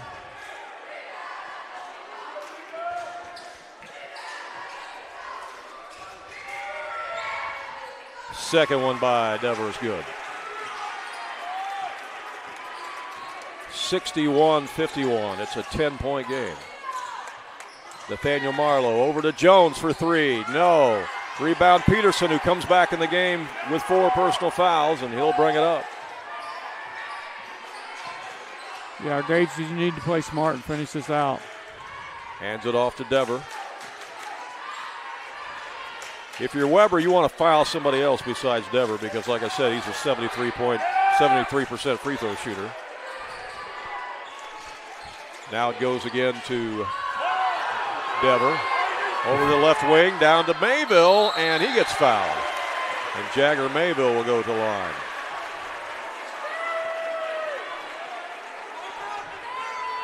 And if you're wondering what Mayville's shooting percentage is compared to Dever, I've got it. Mayville shoots 64% on the season.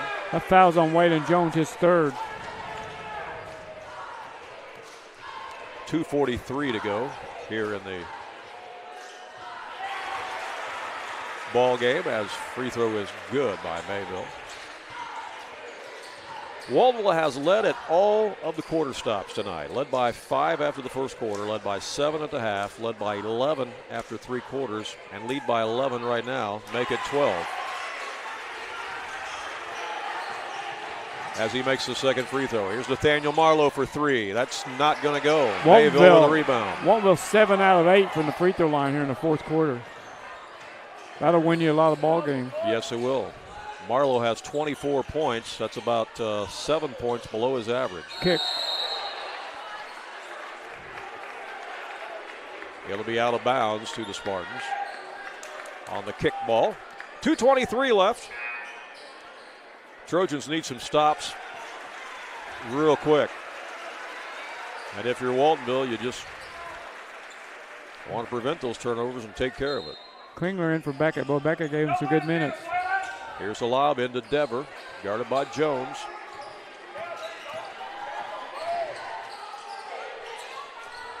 Back to Klingler. And back to Dever.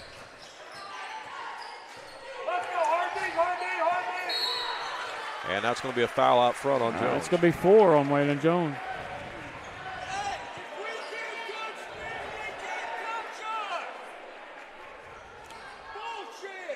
So it's going to be Witten Dever going back to the line again. He's been there a lot in the second half. He has. He's made 7 out of his last 8, but he missed that one. Yeah. Gallatin County, a big winner over Carrier Mills tonight.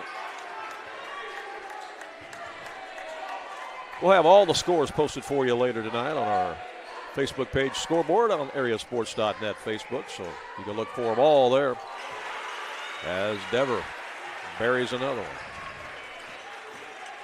2 minutes to go in the game. And that's going to be a foul on the Spartans, and that's going to send Nathaniel Marlowe to the line for 3.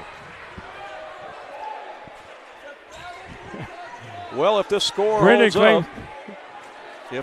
holds up, it means that Weber will have 1 conference loss, Waltonville will have 1 conference loss, and Woodlawn has 1 conference loss. So you got a little debate about who should be the top seed in the Midland Trail Conference tournament, as Nathaniel Marlowe with a rare free throw miss. He got the second one. But if the Spartans close this out and win, it'll be the second time that they've beaten Weber this year, because they also beat him in the Christopher Turkey tournament. So Waltonville certainly has an argument to be the top seed in the tournament, as the second free throw is also good. Dever brings it down, thrown ahead to Nathaniel on the outlet, and he lays it over the rim. 9-point game. Down to 1:45 left. Still time with that 3-point shot. You never know. Got Brennan Tate out there guarding Dever. Spartans trying to run the clock out. Inside to Peterson. Back out to Rose. They don't have to shoot. They just got to play keep away. And Weber needs to get the ball back, as Tate is out there and he guards Dever and he fouls him again. And that'll send Dever back to the line for another pair. You know, this is where the the new rule that came into play a couple of years ago on free throws really changes the game, Ron, because instead of a 1 and bonus, it's 2 free throws every time. Right. That has really changed high school basketball. It's a lot easier to make 2 free throws. But well, you're more relaxed at the line when you know you got 2 free throws. You're more relaxed. Yeah. When it's a 1 and 1, there's a lot more pressure on you. I like the old 1 and 1, but. And that second one is also good. Timeout, Waltonville with 1:21 to go in the ball game. It's an 11-point lead for the Spartans over the Weber Trojans. And we'll be back. We're going to be naming a Twisted Twins player of the game after this contest. Somebody's going to get some free ice cream. Who's it going to be? We'll tell you after the game, but in the meantime, here's a word from Twisted Twins. Look for Moulin the Giant Cow to find your way to Twisted Twins Ice Cream and Burger Joint in Woodlawn, where they've got delicious ice cream treats, including their twisters, sundaes, banana splits, you name it, they have it, with delicious toppings to choose from. Are you hungry? How about an incredible smash burger? Available in single, double, or triple, and your choice of toppings. There's even a convenient drive-up window. At Twisted Twins Ice Cream and Burger Joint, across from the grade school in Woodlawn. Yep, somebody's going to get free ice cream from the gang at Twisted Twins Ice Cream Shop. Also home of the great smash burgers. We'll present that player of the game at the end of the contest. Located directly across the street from Woodlawn Grade School. That's right. Mount Vernon leads Marion late in that ball game at Shagdon Gymnasium, and Lawrenceville still leads Fairfield in the fourth quarter. Shot put up by Marlowe is short. Chased down by the Spartans. As we approach 1 minute left in the game. 1 minute to go. Waltonville fans on their feet. And that's it for Dalby Brad just Dalby. fouled out. He did. That's number 5. Trojans trying to get the ball back, gambling a little bit, but they did foul somebody different this time. So let's see how it works out for the Trojans as Brigham Beckett. Yeah, Beckett's in there for Dever. Dever getting a breather. I do not have Beckett's free throw shooting percentage in front of me, so we'll see how he does. He misses the first one. Beckett, a 6-foot junior.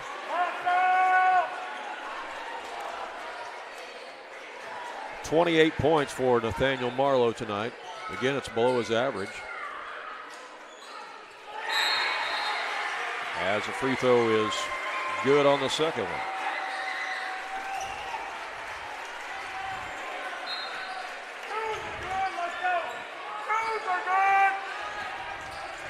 Nathaniel in the front court.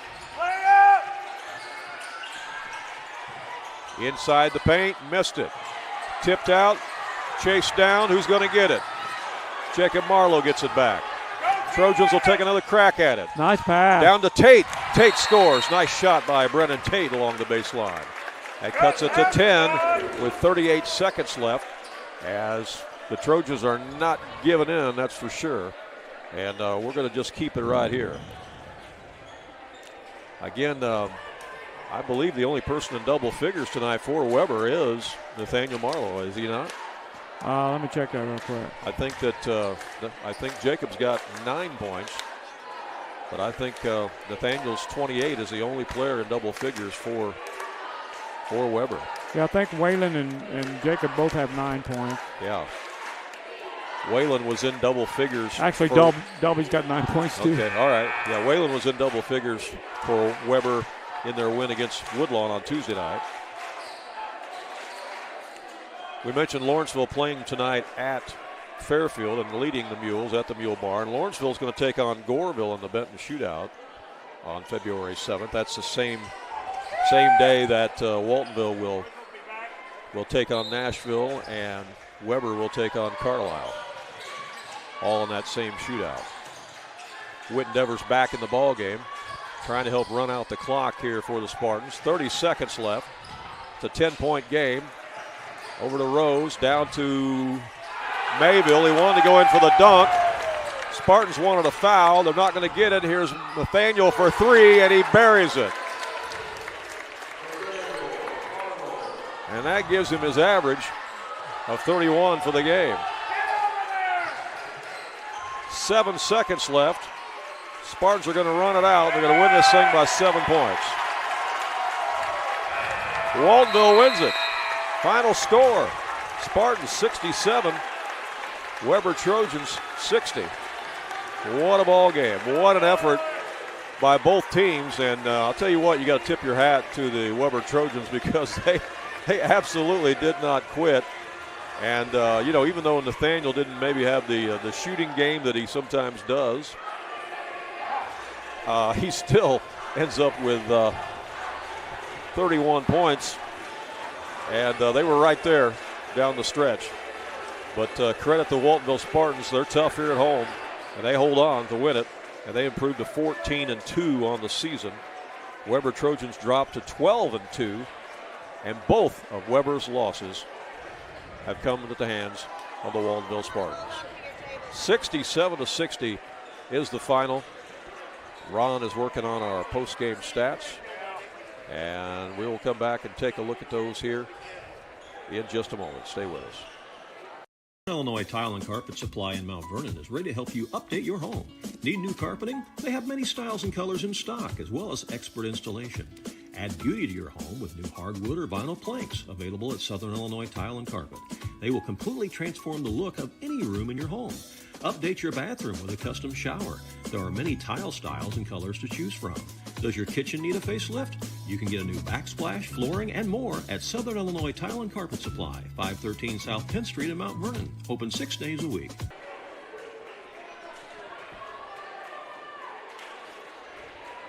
Have a check that needs deposited and don't have time to make a trip to the bank? No problem. With mobile deposit at People's National Bank, just snap a picture of the check with your smartphone, and with a couple of clicks, it's deposited into your account.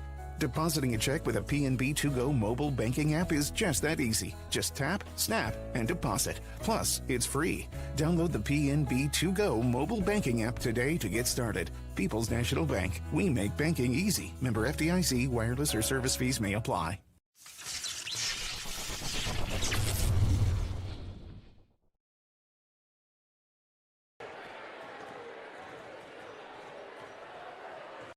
King City RV in Mount Vernon is your one-stop shop for maintenance and repair of your RV. Whether it's a bumper camper, fifth wheel, or motorhome, Bill Schulte and the staff at King City RV can help you.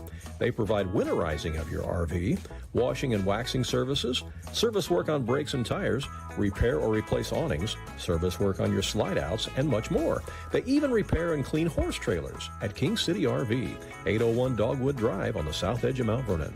Call area code 618-731-6185 for King City RV.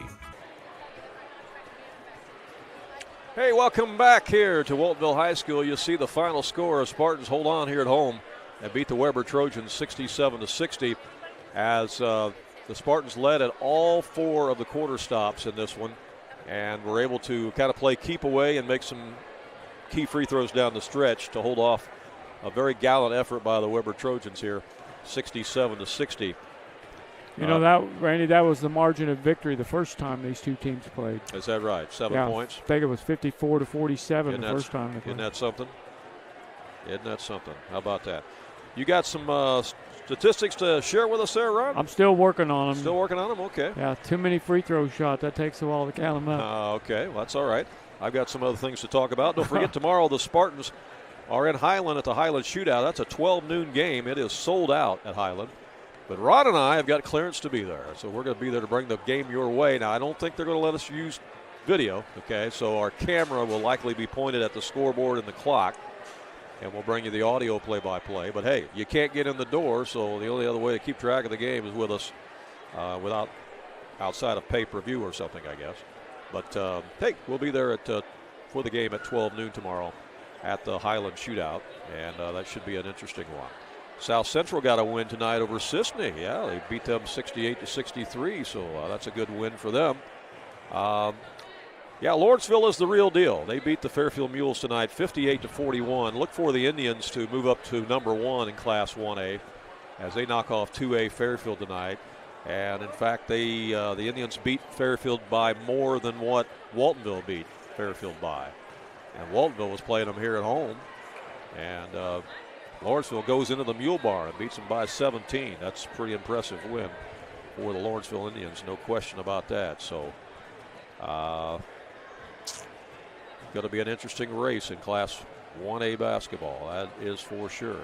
Well, things have tightened up here in the Midland Trail Conference, that's for sure, because each of the 3 W's in Jefferson County now have one conference loss on the year. Waltonville lost to Woodlawn. Woodlawn lost to Weber. And Weber lost to Waltonville. Ring around the rosy there. Yeah, so that meeting will be something else, won't it? Yeah, it will.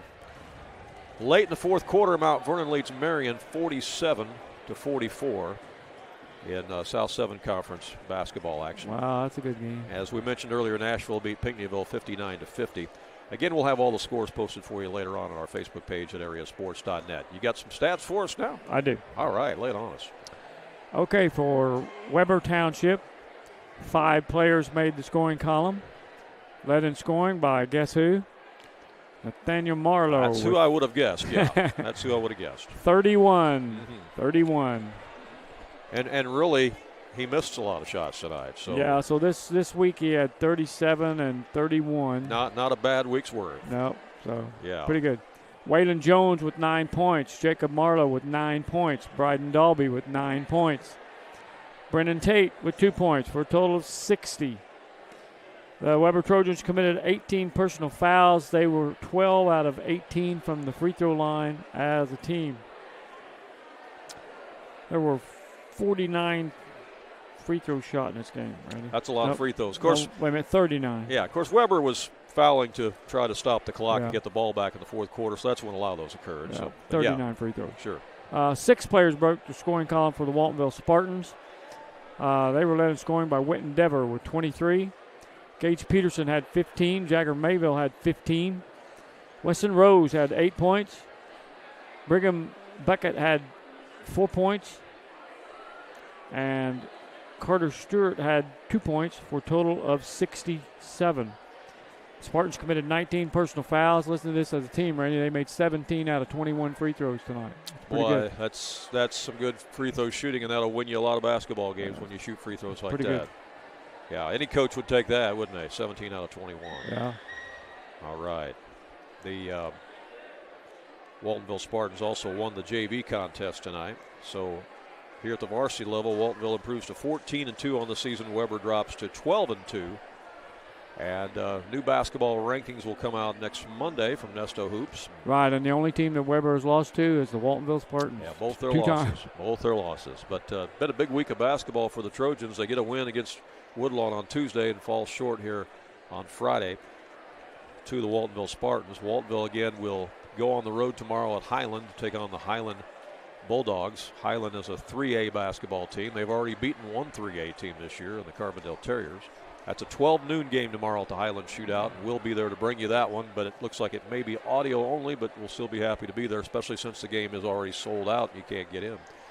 Big shout out again to all of you watching tonight at Bubba's 2 in Nason, as well as JJ Sports Bar and Grill in Mount Vernon, Scheller Playhouse, and all those other watch parties that you had in various basements and family rooms and living rooms and things like that. We're glad that you were with us. And if a game's already sold out, they might as well let you video it. Well, I would say that too, but I don't know.